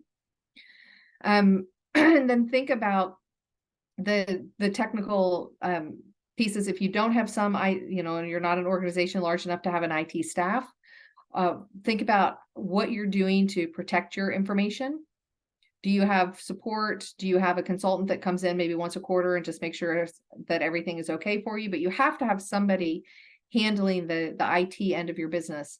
And so the risk management of that depends on what information that you're storing about people. But if you're working at healthcare clinics, educational institutions, there's a lot of private information that you have to make sure that can't be obtained by anybody outside the organization. So what kind of support do you have to even train your staff to use these systems? It's another issue that we have to think about. And then also, as you're thinking through the process, and I've done 5 database migrations. I did 4 myself and then just helped pick one and gave some guidance and stepped out on the last one. That's enough in my lifetime. I have friends that love that work. A lot of us in nonprofits that love working with people, that's not our most favorite thing to do. But what I've learned is that we definitely need to take time up front to figure out what data we need. What are the fields that we need to be in there? We have to understand how to map all of the data so they can build a system that works right for our organization, right? And so we can get the data that we have in a usable state with this, new software that's coming on board. So I don't want to spend too much time because you almost have to really get into the weeds to have conversations. But I would, ask and certainly use your assessment to see the questions, but ask your organization, when is the last time that we've done an evaluation of our, risk management? When is the last time we've thought about our IT infrastructure? So kind of just using a funny example, we have a media room in the house that we just bought recently. The gentleman before us put it in when he had for his grandchildren, and it's really cool. It's lovely. But guess what? Anytime something comes wrong, the new IT techs come out and they're like, wow, this is old. I don't know. I may have to ask for help on this. It works beautifully. It's fine. It's just if there's any glitch, the stuff's becoming obsolete. And we're like, wait, we're not old enough to be obsolete. The house isn't old enough to be obsolete. What's going on? But technology is moving quickly. So we have to make sure, because a lot of nonprofits, the last thing that they're going to spend money on really will be new information technology. The world has changed so much. I think we need to shift our mindset around that. So just see where it is at your organization. Okay.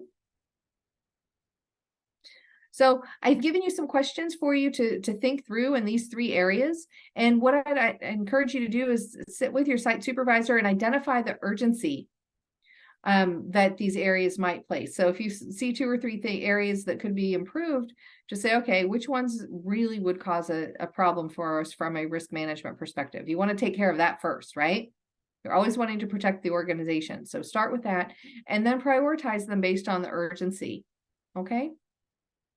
And then from that, you can see which ones you could accomplish, more quickly during your term there, or, within the next couple of years. So with that, we dive into community engagement, because we're going to jump away from IT, except for the fact we use IT so much more than people know to manage volunteers and donors. Okay. But what this capacity in the assessment tool is thinking about, it's asking, how can we leverage anything or any of the work that we do that's externally focused to try and help build more support and gain advancement for our mission. Okay. So there's some, and again, we're going to spend a lot of time on the third session, so we're going to go through this one quickly, but there are 4 key areas that the tool is asking you to assess, from fund development, you can see, down to community partnership. So some of the things that we know are going to help advance your work with fund development is if you have diverse revenue sources. So we want to look at that, diversification. That's really important to do. If you're relying on a major donor or one foundation grant that comes in every year, that's not a very good place for you to be in. You're very vulnerable as an organization, right? So we want to diversify our revenue streams. The other thing is just asking, are we doing professional fundraising, or are we still, do we have board members still thinking that bake sales will help us, because bake sales aren't getting our mission accomplished. So we have to think about that. What support do you have for professional fundraising? And do you have strategy for what you're going to be doing with your funds as they come in? Maybe you're in a situation where organization is great and you have what you need every year. But what are ways that you could start thinking strategically to shore up sustainability for the long term? So for example, if you don't have debt, you don't have a campaign that's coming up, things are going well, is there something you could do, like say have a policy that 3% of every annual fund gift comes in is going to get put in a reserve account? That's one way people will do this. Or 5% of our annual fund is going to go there every year. So that can help your organization be more sustainable over the long term. Thinking about communications, it's very critical now that everyone can access it. It used to be difficult for nonprofits and donors or the public to really communicate. That hasn't been the way the world really for the last 20 years. Nonprofits that don't have a strong web presence, people question, we know from research, they question their credibility. So we have to think about how we're projecting and sharing our story with the community through our online presence, how we're engaging people through social media, whether or not we have media relations, meaning do we have relationships? If something great's happening at our organization, can we call the local news and see if we can get some press on that? Can we issue a press release? And also we have to understand what we can do to really advocate for the work that we're doing. So communications is vital. The other thing though that's vital is understanding your audience and how you really can segment that constituency so you can have very meaningful messages that go out to targeted groups of people. So that's why before the next session, you'll get a sheet and be asked to fill out a constituency model, and you'll laugh because it looks very simple. It's a bunch of circles. Okay, concentric circles. And we're going to ask you to start by thinking, who are the people closest to your organization? That's that innermost circle. Then you step out. Every phase, you step out in the circle. And then, after the last circle is the whole universe. Anyone who ever finds out about your organization could be there. But what we want to do is start being able to identify constituents and think about them wisely, because we have the technology to do that now. We can very easily go in and send a specific message to Coco versus a specific message to Calvin. Right? We're spoiled, aren't we? We really don't expect to be addressed as dear friend anymore, because we have technology and all of our junk mail. I bet if we actually took time, we could probably look at our phones and see that on a Friday, we've probably gotten at least 20 emails from different places we've shopped or restaurants we've been to, right? And it's all very tailored to what we do. So nonprofits are being held to a higher standard of communications and personalization than we have been. So we have to think about that. Volunteer management, we talked a lot about that in the last human capital section, so I'm not going to go over that again. But our community partnerships, that's something that I do think we should spend some time on, because in our group, we realized that we could learn from in our conversation, we could learn from other organizations, right? So we have to think about what organizations the nonprofit you're with now, which ones exist, which ones maybe they should exist, or maybe we should focus on trying to bring them closer to our organization. So there are a couple different ways to look at this. You can think about it, the people who have power and the people who have interest in your organization. And you can even chart that out. So think about if the people who have power, if you list them sort of left to right, people who have low power versus people who have high power. Low power, somebody made a $20 annual fund gift. Right? High power could be a government official that maybe affects what you're doing, or maybe the biggest foundation in town. Okay. So let's use those two examples. Then that $20 donor, and we'll take the biggest foundation in town, they could have high or low interest, right? So the $20 is like, I gave because somebody asked me at work to give. I don't really care what they do. I'm not sure what they do. Right? It's just helping out my coworker's kid. Or it could be, I'm really engaged as a volunteer. I love this. $20 is my entry-level gift. And I'm in here working all the time and I care deeply about it. Or maybe I even benefit from the services myself.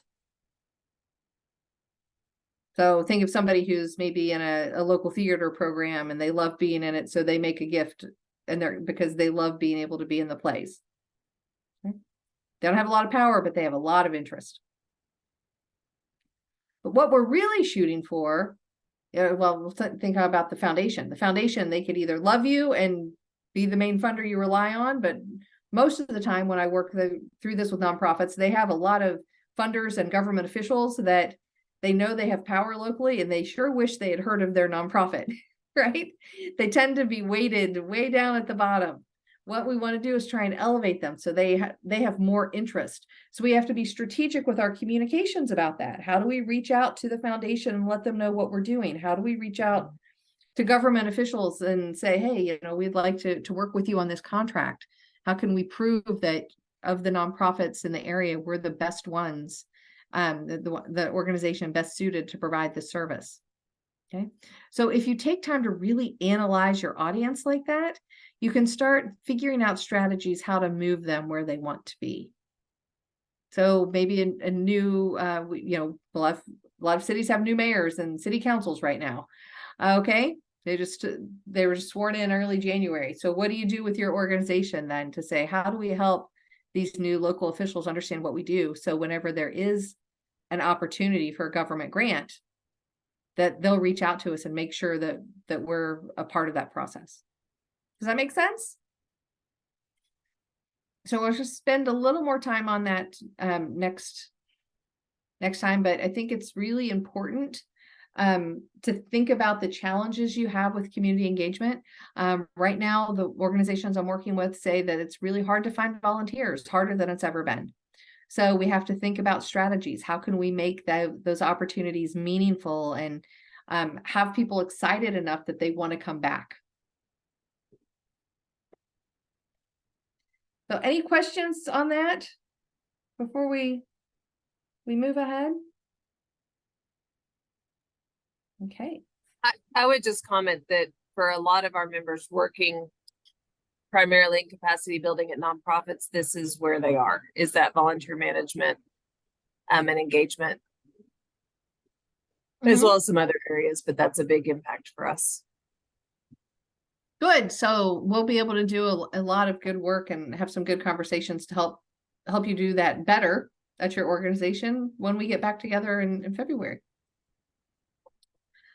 So this is where it starts to get tricky. This is when we say assessment. This is what most people think about. How do we assess our programs? And within the assessment tool, what it's trying to do is help us develop, the organizations develop the capacity to have really good research-informed programs. Sometimes it's referred to as evidence-based, okay? We want to make sure that we have quality implementation, meaning we want to learn how we can do this better The first time we do a program. So for like this one, this is the first time I'm working with Misty's team to do this program. We're doing the best we can on it because we think it's important. But I bet if we offered it another time, we'll probably learn some things, right? And then if we do it a third time, we'll probably learn some things and we'll continue to get better. That's what we're looking for in, you know, like this program evaluation areas. We want to make sure that we're really looking for quality implementation and continuous improvement. Okay. And then we notice, we say, if you find that you could correct, you'll see on the slide, it talks about correction or replication. You know, yeah, if we find out something's not working, well, we can change how it's not working. But if we find something that works really well, we could say, hey, we did this in Amarillo, and maybe we could take this and use it in San Antonio or El Paso or Galveston. That's exactly what your organization's trying to do. Okay. It's how can we provide such good service, can keep getting better at it. And then the tricky part is demonstrating that it really works, because it's one thing to say that it's working well, but then to have evidence that it's working well is a little different. So here's an example. And I've actually borrowed this road analogy from one of my friends who's an expert in program evaluation. It's all she does. And she loves it more than anyone I've ever met. And we need people like her, because especially if you're working with government grants, you're having to prove program effectiveness and demonstrate your impact. So by taking time to plan, right, it's a roadmap for you.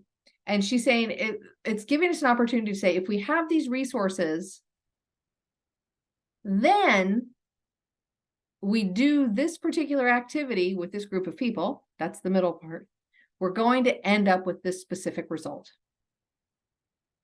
right? It's the scientific part of the program that we do. And so what I encourage, and she and I've had lots of conversation about it, is that it's really important for you to think about logic models and to use those at your organization. And they don't have to be complex. I'm going to give you some tips here on the next slide.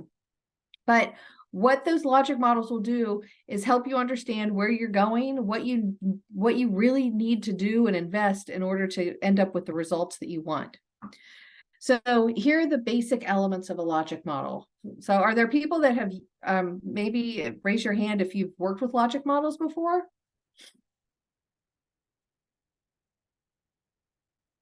Ooh, I'm not seeing a lot of hands go up on my screens yet. So is this a relatively new concept for y'all? Yeah, I have more head shaking yes than no. So if this is familiar with you, you can either, or for you, you can either jump in to help explain it or be patient for a second. Logic model is when we want to identify, you know, our activities. We start with our purpose. Why do we have this program? So we have to have a mission. So that's separate than the mission of your organization. We're really talking about program management now. Okay. So we could say literacy, maybe. We want to help students get to read on level by 3rd grade. That'll be the purpose for our program. Okay. Then we have to think about our input. What do we need to invest in that program to make it work? What are some things you guys can think of? We probably need some books. We probably need workbooks. We probably need tutors. You know, because if somebody's behind on reading level, you can't just give them a book and say, go read, you know, you need to have other resources. We're going to need funding to provide that. We're going to need space. Maybe you'll need some laptops that have some games, some phonics games they're going to help, right? Some reading comprehension stuff, tools. Okay. So those are some of the resources that go into the program. Okay. But then there are activities. So those are going to be your specific actions. And that's where people start to get confused and say, why are you talking to these activities? And how's that related to our strategic plan? The activities are what you're carrying out. It's the action plan items. So you think, here's our strategic initiative.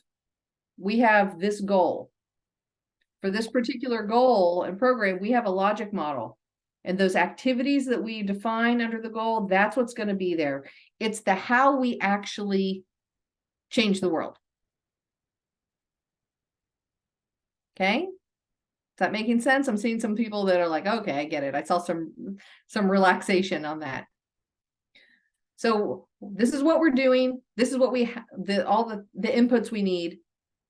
And now this is the activity. We're actually the activity is going to be on Saturday mornings.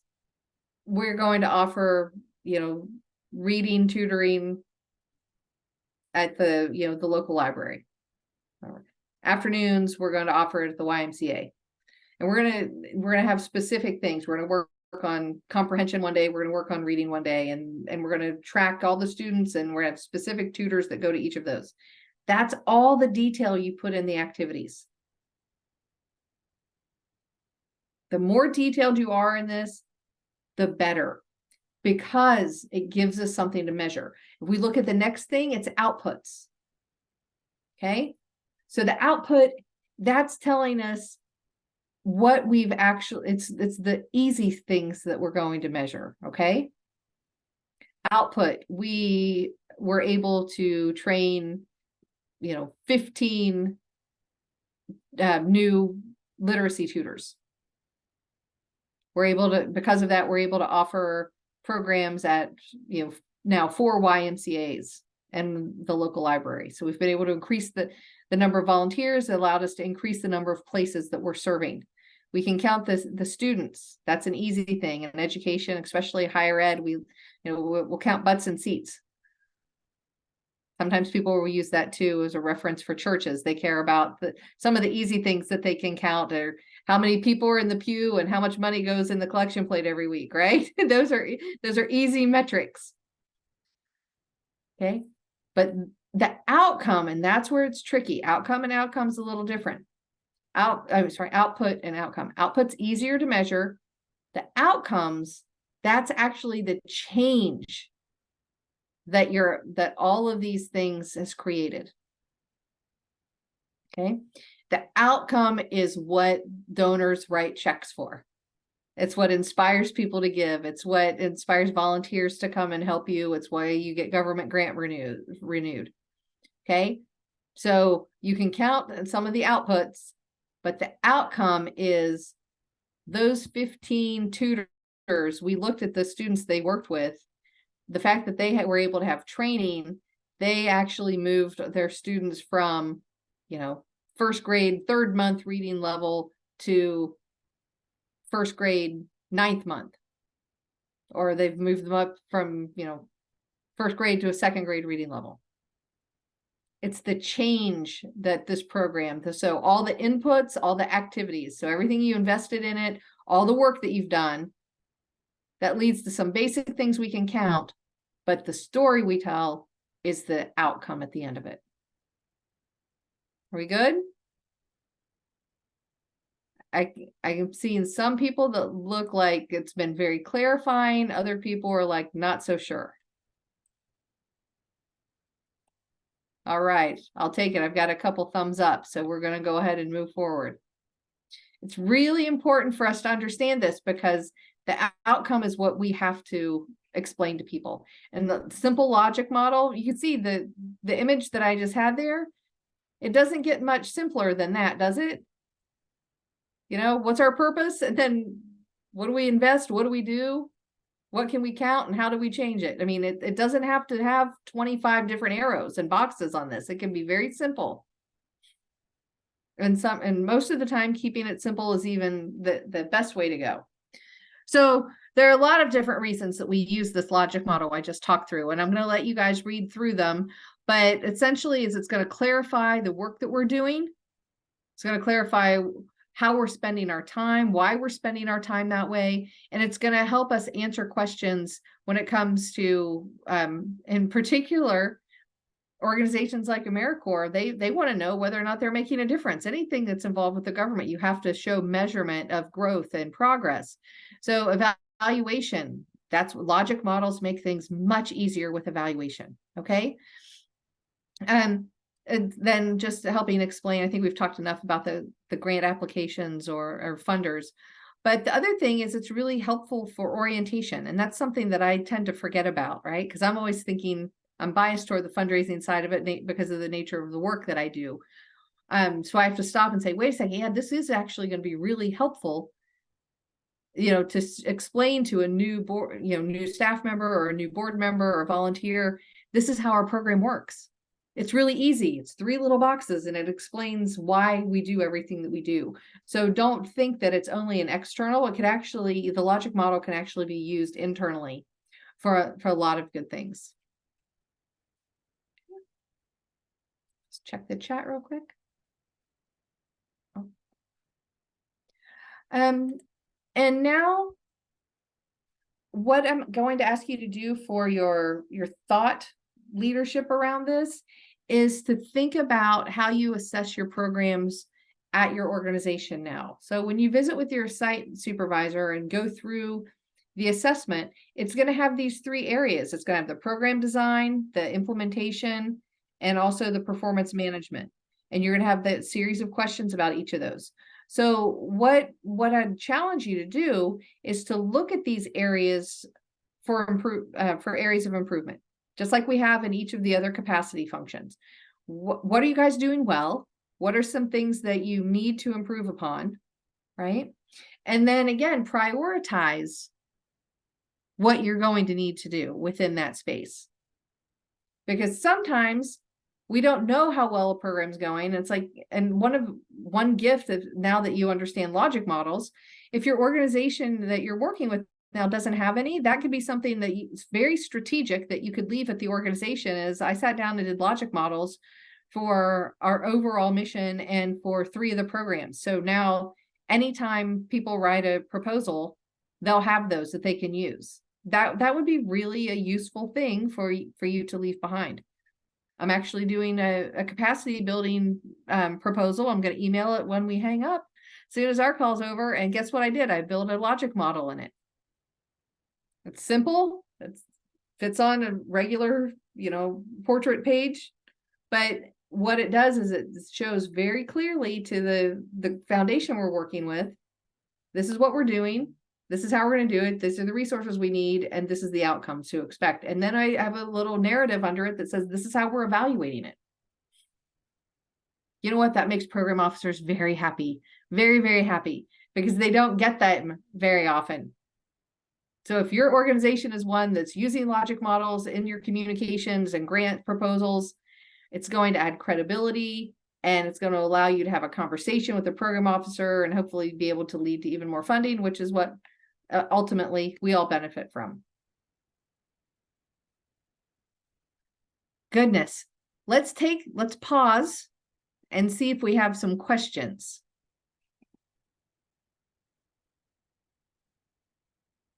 Because we're down to our last group, our last topic, and I just want to see, you know, haven't had a lot of time for it to sit in and settle, but let me know, like, if you have any questions about the community engagement or program evaluation piece. We were privately chatting about logic model, and I know like AmeriCorps has a logic model. If anybody wants to see it, we'll show it to you. You guys are inputs in our logic model. Like AmeriCorps members are part of that. Yeah. And then is it better that those are kind of constrained to like, hey, this is a project? I hear you say project rather than program. So like if a partner of ours did a food service program and a garden or something, you know, like, are those 2 different logic models? Or if they did a summer after school program plus adult literacy, is that 2 different logic models? I would say yes, simply because, and that comes from 2 reasons. One, you are going to have different inputs for those things, right? You're going to have a different input. You're going to have different activities. You're also could potentially create a menu of different funding opportunities. And how nice to be able to explain to the donors specifically, this is what we need your money for. We're talking with you about this program because we're running a community garden, and this is what we need in order to get to the next stage. Versus going to an organization saying, or a donor, and saying, we could use $75,000 in unrestricted funding because we're going to apply that to some of our programs. And I've been on grant committees before where I've read proposals that are that generic, and none of you want to be a part of that. You want to be more specific. And so having, it's not hard to think through the logic model. It's just, you have to understand it and why it works, and how, then you can sit down and just fill in those boxes very quickly. And it does bring a clarity for internally how we're operating, but also how we explain what we do, that really it pays off. So I think there are a couple reasons why do it. We can measure better. We can explain why we need money. We can explain what we're doing. But then, say the examples I've been using is talking to a funder. If you show them the logic model, you have metrics, so they'll know what to expect to report back on. So one of the foundations that I loved working with in the Houston area, had a program officer that just loved logic models, really, really understood the power of them. And so she set up their reporting structure. So that's all it was. If you filled out a logic model, then when you got your report at the end of the year to report your progress and then reapply, it was the same logic model, but it had underneath it, allowed you to fill in the answers. Because she wanted to try and help train all of the grantee organizations to say, stick with your logic model, invest in it, demonstrate, the change. If you can demonstrate the change, guess what? We're going to be much more willing to support you again the year after. Thank you. What else? You guys have got to have some other questions about this. Have you seen logic models in your organization? I've seen the AmeriCorps one, but I was kind of thinking about, like you said, just making one for our own organization. We basically just have one program at the homeless shelter. And it's kind of just like basic needs, but there's a lot that falls under that. And we do some like additional services that aren't basic needs, kind of like tax preparation. But I mean, it is kind of a basic need because you're supposed to do it as a citizen. How would we lump all that together still, all under basic needs, along with like laundry services and lunch? How many are you talking about? How many different services? Probably like at least 6 to 10 different services, maybe like ID, like document services, tax services, lunch, laundry. I don't know. I feel like there's a few more, but I just can't think of them off the top of my head. So do you have some programs that everybody would have the opportunity if they needed to use every service? Pretty much, yeah. Okay. I mean, because that's what I was thinking. One thing that you could do is, because I think you're going to need to be able to have, this is where some of the quantitative data comes in. The easier things is to say, these are the 10 services we offer. And of the people we worked with in the last quarter, this many used each of them, right? Because when we have basics, need services and organizations, community health clinics are a great example of this. They start with one mission and then their mission creep, and it starts to grow and grow and grow, and we're providing all sorts of things. And we have to have staff for those, and resources are directed toward it. So what we can do is start to find out if you're looking at it as an individual project, all 10 are individual projects, you can start identifying which ones are really your core and which ones maybe another organization should do. Right? Okay. Rather than trying to be all things to all people. I think that's the benefit. And again, it's, answering a question with 30 seconds of knowledge of your organization. So I hope I'm on base there, but that's one of the challenges. I have gone into done an organizational assessment at a clinic that they had just gotten a gift of a washer and dryer because they had a lot of travelers that came through, and they thought how lovely for somebody to be able to come here, take a shower, and get some food, have some clean laundry, and move on. Okay. What they didn't realize was it was going to take a full-time staff member, and it came from a board member's friend who said, I can donate a washer and dryer. They didn't think through all the expense down the road. So there's an organization that does that beautifully, but they actually have volunteers manning that all the time. So it's like you come in, you drop off your clothes, you go get lunch, you shower. By the time you've showered, you've got some, clean clothes and ready to go. They underestimated all the risk involved, the sheer cost of having staffing. They had fights that were going on, all sorts of things. So by looking at something as simple as a $10,000, not even what, $6,000 gift, ended up costing the organization a ton of money, right? So that's why we have to look at those individual basic services to see which ones work and which ones aren't working. Okay, that makes sense. Yeah, it kind of reflects, I guess, the data that we primarily care about too. I think would consider those our basic services. So thank you. The other part is if you look and say, you could say if somebody actually uses, 8 of our 10 services, we have a really good outcome for them. That's another way that I would be thinking about your data. Is if somebody only comes in and does one thing with us, we're not going to be able to do that much. But however, and the argument might be like, we want to ask a local foundation to provide us with funding for 2 years for a caseworker. Right. So we can have, a better ratio of caseworkers to folks coming in, so we can reach out and keep them. Right. So if somebody comes in one day for something, the caseworker gets to know them, caseworker follows up, and then ensures they get through 6 of these steps anyway. And if we can get them through 6 steps, we know then that we can, this is the outcome, or we can get them in a more stable living situation, get them employment, whatever that may be. So I'd look at the data that way too. Yeah, that's a good perspective. Thank you. Anything else? Now let's talk about evaluation. And this is going to dig into data even more, right? Because why does AmeriCorps have us doing this to begin with, right? Why do they care if we do assessment or evaluation? It's because they want us to be able to prove the effectiveness of our program. So some of the main questions we have to be thoughtful about are, what data should we collect? What's going to be useful? And how can we use that to demonstrate our organization's impact over time? Because ideally, that's what they do. No donor ever gives to somebody because they have needs. I need to pay my staff.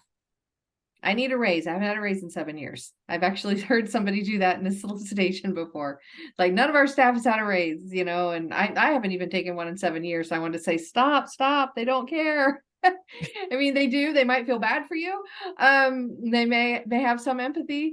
However, that's not why they write the check. They write the check because of the good work your organization does. Right. So what we want to do is you have data that proves we need to have sufficiently pay all the people we have on staff, because look at how many people we're serving and look at the outcomes we have. If we hired 2 more caseworkers, we could help an additional 120 families a year. Helping the additional 120 families a year get to sustainable living and situation, that's what makes the donor write the check. Not, we really have a great intern and we want to hire them on full time, but we don't have the money to. That's another thing I've seen happen. We have to make better arguments. So I'm going to go ahead and jump back in the screen share for a few and let you see some of the data slides we're talking about.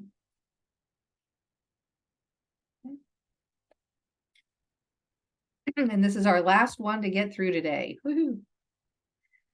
So when we're thinking about assessing evaluation, right, there are a couple key things that have absolutely nothing to do with counting or data, and has to do with the discipline and the people in your organization.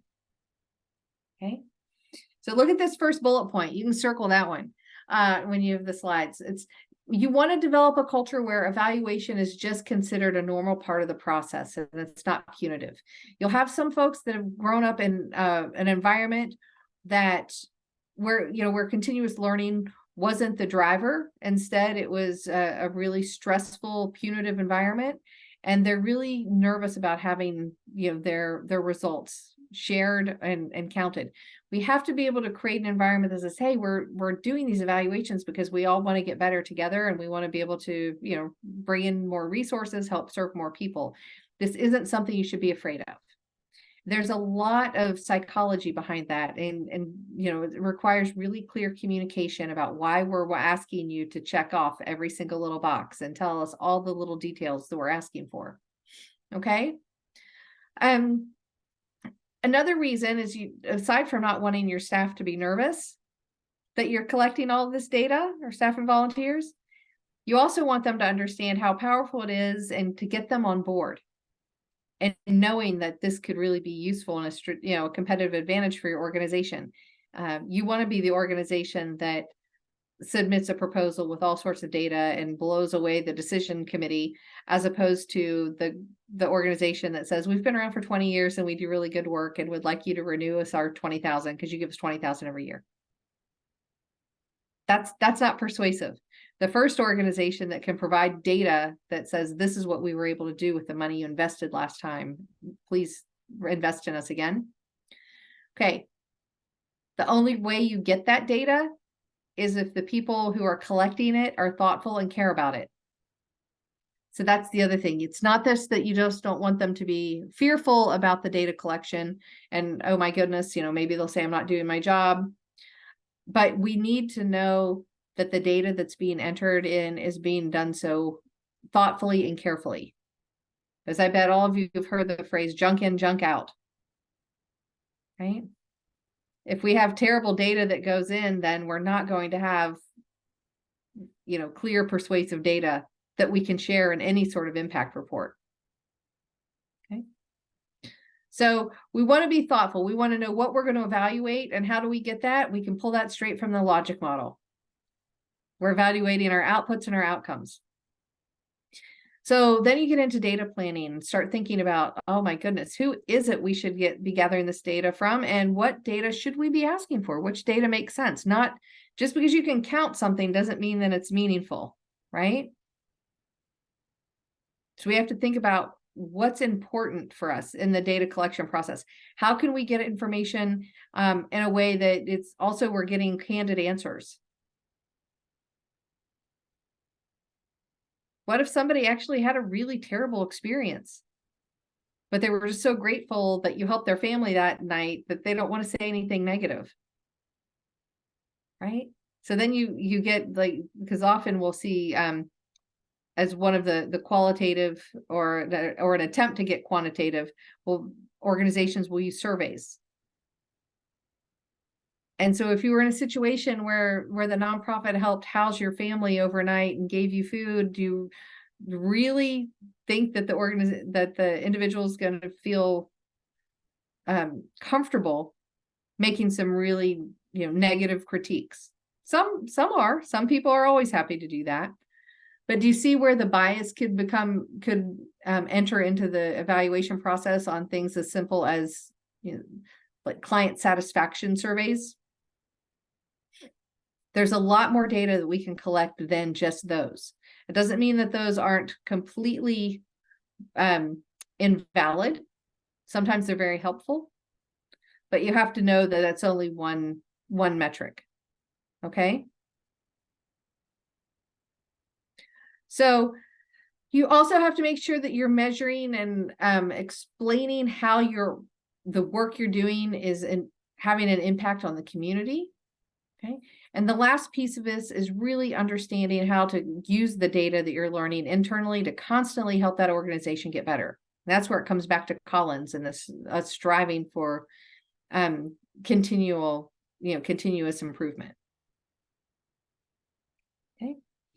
So some of the basics. I just mentioned one of my favorites is you have to measure what matters, not what's easy to measure. The easiest thing to measure is butts in seats, right? We count who's there, how many people were there. But let's be thoughtful about that. If we're going to use that as one of our metrics, say participation is an important piece of your logic model, then what kind of data are we going to collect that might be useful? Might it be useful to know the zip code the individual's from? Might it be useful to know age or gender or other demographic information? Okay. And how can we follow without doing an expensive longitudinal study? And one of my favorites that I use is the Girl Scouts. You know, if somebody sells cookies when they're 8, it doesn't necessarily mean that's the reason they're a CEO when they're 60. There are a lot of things that happen between 8 and 60 that probably influence them becoming a CEO, besides selling cookies. Okay. But I did look, and the last time I used this example, I wanted to make sure, every astronaut, every female astronaut has been a Girl Scout. Now there might be something neat there. You know, I think they could maybe make a more plausible argument there. There's some more correlation than just we sold cookies and now we have CEOs. But it's too expensive. Why do they say stuff like that? But one, it's fun. You can have the great picture of the little girl holding the cookies and smiling, but it's really expensive. How do you follow somebody for 58 years and to figure out whether or not there was an impact on them? Right? So that's why we have logic models, to figure out what is our outcome. Our outcome is a changed life, but we can't necessarily make these grand, bold claims about a changed life 50 years from now. You can make claims about what you're affecting immediately. So that's something to be thoughtful about, okay? So you have to define what you're going to report on as impact, and then define the types of data that's going to be helpful for you to share that. The data that you're using, again, should be mixed, and we're seeing more and more people that, and by people, general public, and understanding our work, they're understanding mixed methods, right? So they like to hear stories, but they also like the data behind those stories. It's not just enough to say, oh, this family's so happy now because they came and used our services. Well, why are they happy? Well, it's because we were able to do this, this, and this for them. So we have to dig down a little bit deeper. It's not just the warm glow stories anymore, but a whole lot of data without the warm glow is pretty boring too, right? So what your organization really should be looking for in their impact report, and for those of you that are familiar with that phrase, it might be their annual report. You know, this is where they're showing impact. You need to be able to have some stories and some data, and to be able to tell your story in a way that's really, you know, engages the reader and sort of inspires them to want to learn more about your organization, or maybe want to come and give or give again. Okay. So you want to think about how you're going to share data within your organization. You want to have training about how it's collected. So this is ages ago. You guys are going to laugh about how old I am now, but we had an ingrown database. So, I mean, and something that was designed specifically for the University of Chicago when I was there. And it had 2 3-inch like ring binders. And we had to study that and pass multiple tests before we were allowed to enter any data in the system or request reports. So there are some of you, I don't see all of you on the same screen. I see about half of you. So can you imagine if you're like, I wonder how many people gave to us from Ohio last year? All of you growing up and where we are now in today's society, we could all find that out very quickly, couldn't we? We just do a search, click a button that says Ohio, and it would spit that out in every other state. So we'd have comparative analysis without even asking. But what we used to have to do, because we had a shared database, and that was designed specifically in the university, if anybody entered something wrong, it would mess up the database for everybody. So that's what I'm talking about. How are you sharing this information? How are you sharing these systems? So we had to make sure everybody was trained on it. So it would usually take about 3 weeks before you get the training. And the only way I could find out how many people gave to us from Ohio was to write up, using the references that we had from our training, write up a request that was about, 6 or 7 lines long, submit that request, and then it would be a 24-hour turnaround if they weren't backed up. Otherwise, they'd try and get us to us in 2 days. So could you imagine waiting 2 days for information that we can get just instantly now. Okay, it means that we have the ability to tell our story and demonstrate our impact better than we've ever been able to. Right? All the tools that we have, all the technology, it makes this stuff a lot easier. Second piece, you have to understand who's sharing data in the organization and make sure they know how important it is and they need to be trained. It doesn't necessarily need to be a 3-week training where you sit in a lady's office who says things like, you better not mess up my database. I've been working in it for 20 years. You know, they put pressure on us when we had to pass a test before we could move to the next section. But everybody needs to know how to use the database. So that's going to be an investment of time, but they need, more importantly, to know how important it is to get the data in there, right? To get the correct data entered. So when any of you, because you may wonder, like, why do I have to do this? This is a common thing that will occur when you're using a shared database. If somebody comes into the organization and you're asked to enter data for like 8 things and you don't understand why you asked for more than 5 things, guess what can happen? People start just asking for the 5 things that they need, right? When in fact, that's the one time that we have the opportunity to make sure we get all 8 pieces of data that we need. And if you stop asking for those 3 pieces, you could really mess up the program evaluation and impact for another department.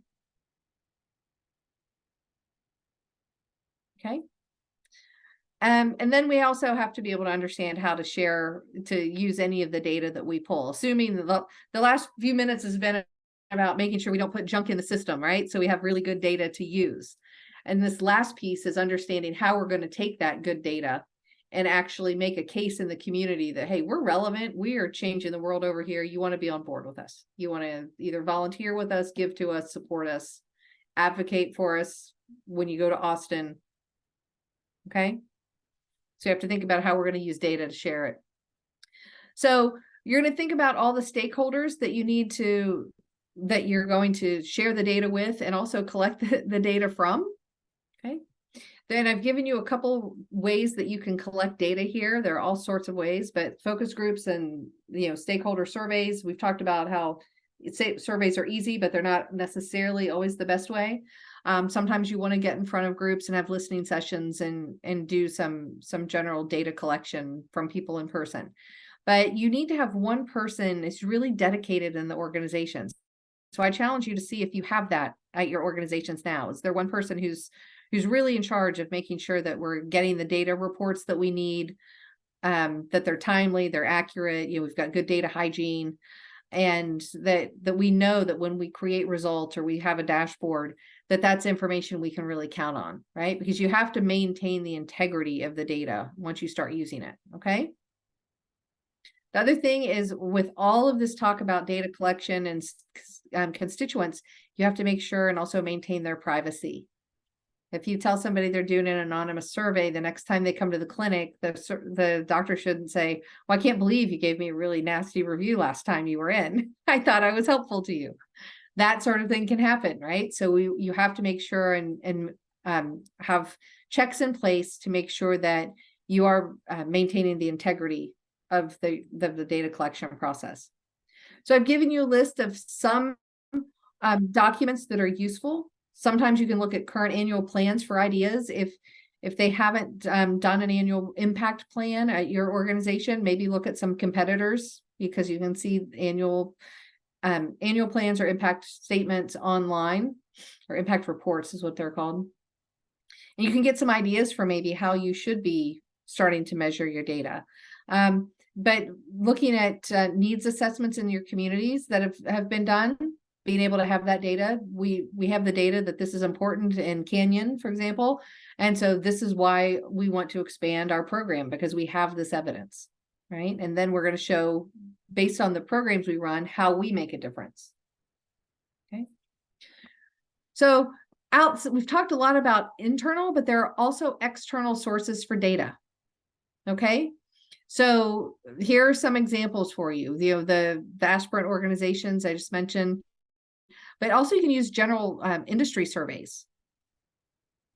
You have data that you just have to do some research. Say everything that we know about research and this program, we have evidence-based arguments now that says we should invest and do this, right? So you don't only have to rely on your own internal data, but what we could be looking at is qualitative, quantitative, and survey data, some of it from outside the organization, some from inside, okay?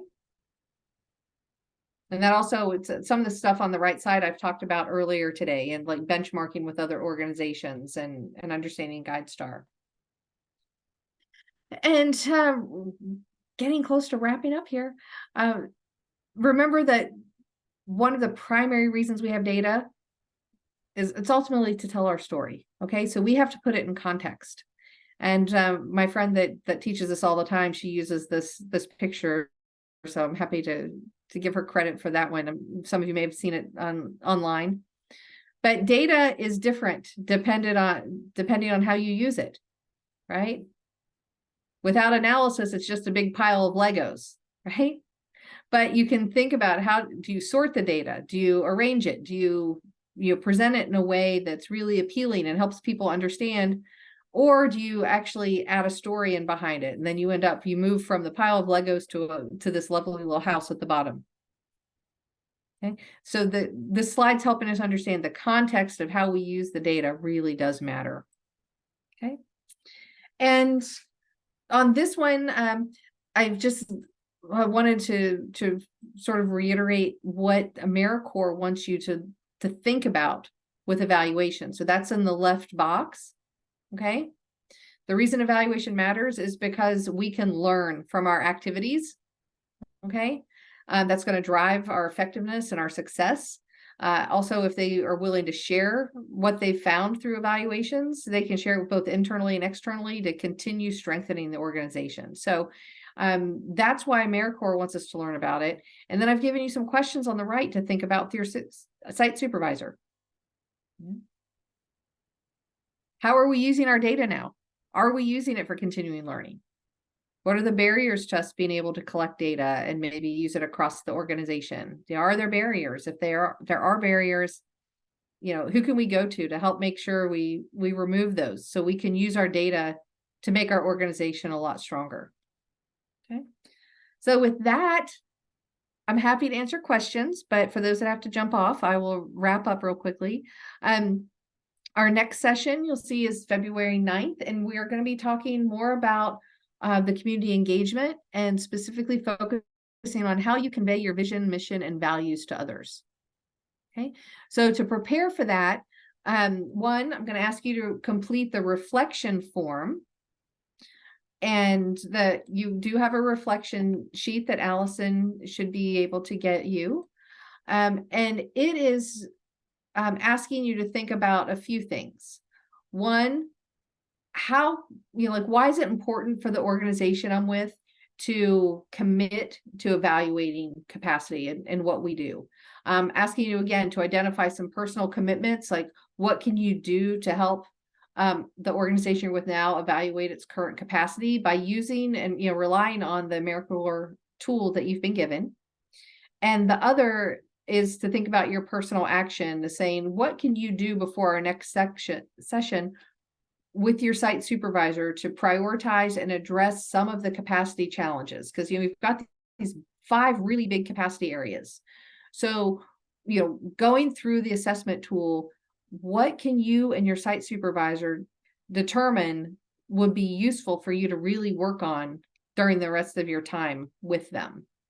Okay, so that's the one thing that we're gonna ask you to do. The other thing is we will send out a form for you to start identifying your constituents' missions, because that's gonna be really important for us to think about how we convey our mission. Anybody else tired? It's a lot to convey. I know it's a lot to hear too. I hope, my goal was that we break it down enough that Brianna's little colleague there that we see, that she could understand.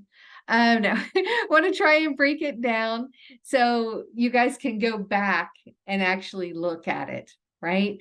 We don't expect you to learn everything in one of these 3-hour, sessions and immediately grasp it. But when you go back to the organization, that you can say, you know what, she gave us some questions. I'm going to go back and really think about, our program evaluation, our service evaluation. So I'm going to focus on that. And I've got questions that will lead the discussion, because I don't want you to leave and not, feel kind of fired up thinking, wait, this is something I could actually have a huge impact during my term, but I don't really know how to talk to my site supervisor or the people at the organization.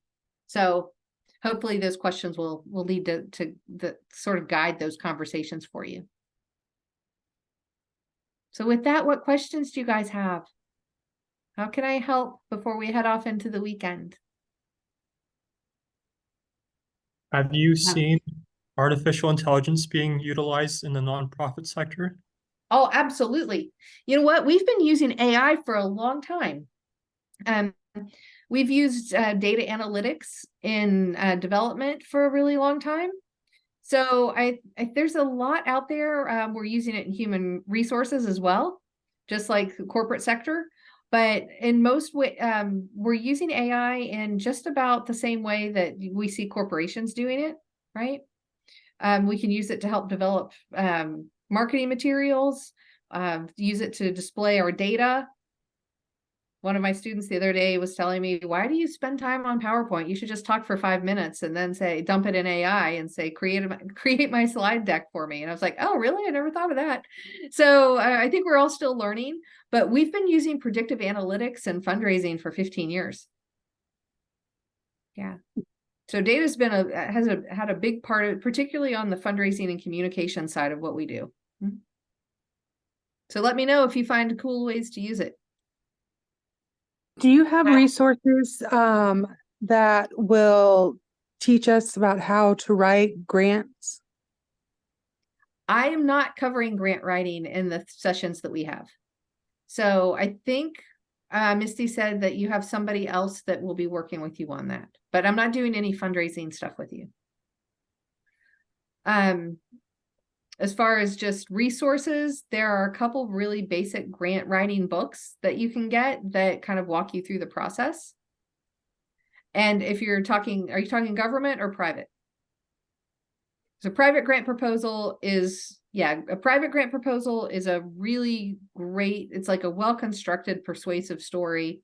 Throw a logic model and it'll be happy. Government grant writing is significantly more complicated, and in most cases it makes sense to work with a private contractor who's good at doing it, because I could get the same amount of money in a 4 or 5 page proposal, and the same what would have to go to the government would be for a big competitive government grant process, contract process, it might be an 85 page document. Ooh. So it's very different, right? So there are a couple different books. I think you could probably just go to Amazon, Google grant writing, and you're going to get a couple of decent ones. I use one now that's out of print with my students because it's the best one I've seen, and I don't think things have changed that much. It teaches the basics so well, I still like to use it. I had a question. I work with a brand new nonprofit as of like September 1. And so as far as the assessment, when you were talking about that, so we're just trying to get our feet under us, trying to figure out what we're doing, and it's changing every week. Well, we got this rule or we got this, and then no, it's changing to this. So would you wait like for 9 months or a year to try to do your first assessment once you kind of have a better idea of because kids are coming and going into the program, and we have got to get some stability. And, once we get 7 girls in our 2 houses, then we really feel like we can hit the ground and start, Right. Yeah. So, and even when you start a new program, even if you're an established organization starting a new program, you have to give yourself a little time to figure things out. So that's a really good thing to point out. But measure what you can, right? Because as you're growing, you're going to be learning from that. That part of this whole measurement process is that we're supposed to learn from it. And so, learn what you can. We interview this many people and we only end up with 5 girls. We thought we'd have 7 by now. So what can that inform you about your process? Okay. Yeah. So I would challenge you to, still with any of your programs, even if things are changing pretty quickly, still kind of rely on a very simple logic model. So you're thinking about, you start identifying and becoming more and more clear on what needs to go into this, what resources do we need? What people do we need? What processes do we need in order to get to the outcome we want? And I think, you can kind of have a draft logic model for, and to continue to update that as you learn. Okay, thank you.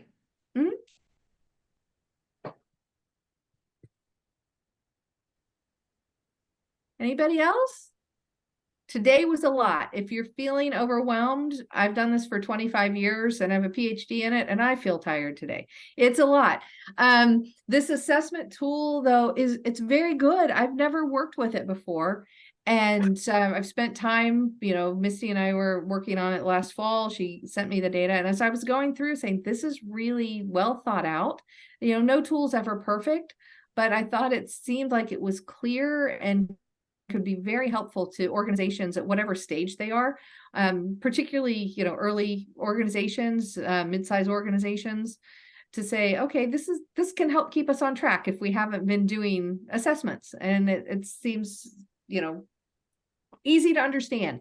And a lot of assessment tools, that's where they miss the mark. They might be good, but nobody can even understand how to use them. And this one's very, very easy to understand and use. So I hope you guys find, success with it. And if you haven't looked at it, please do. If you haven't gone through it with your supervisor, my understanding is y'all are supposed to do that during your term. So, please make sure you get that done.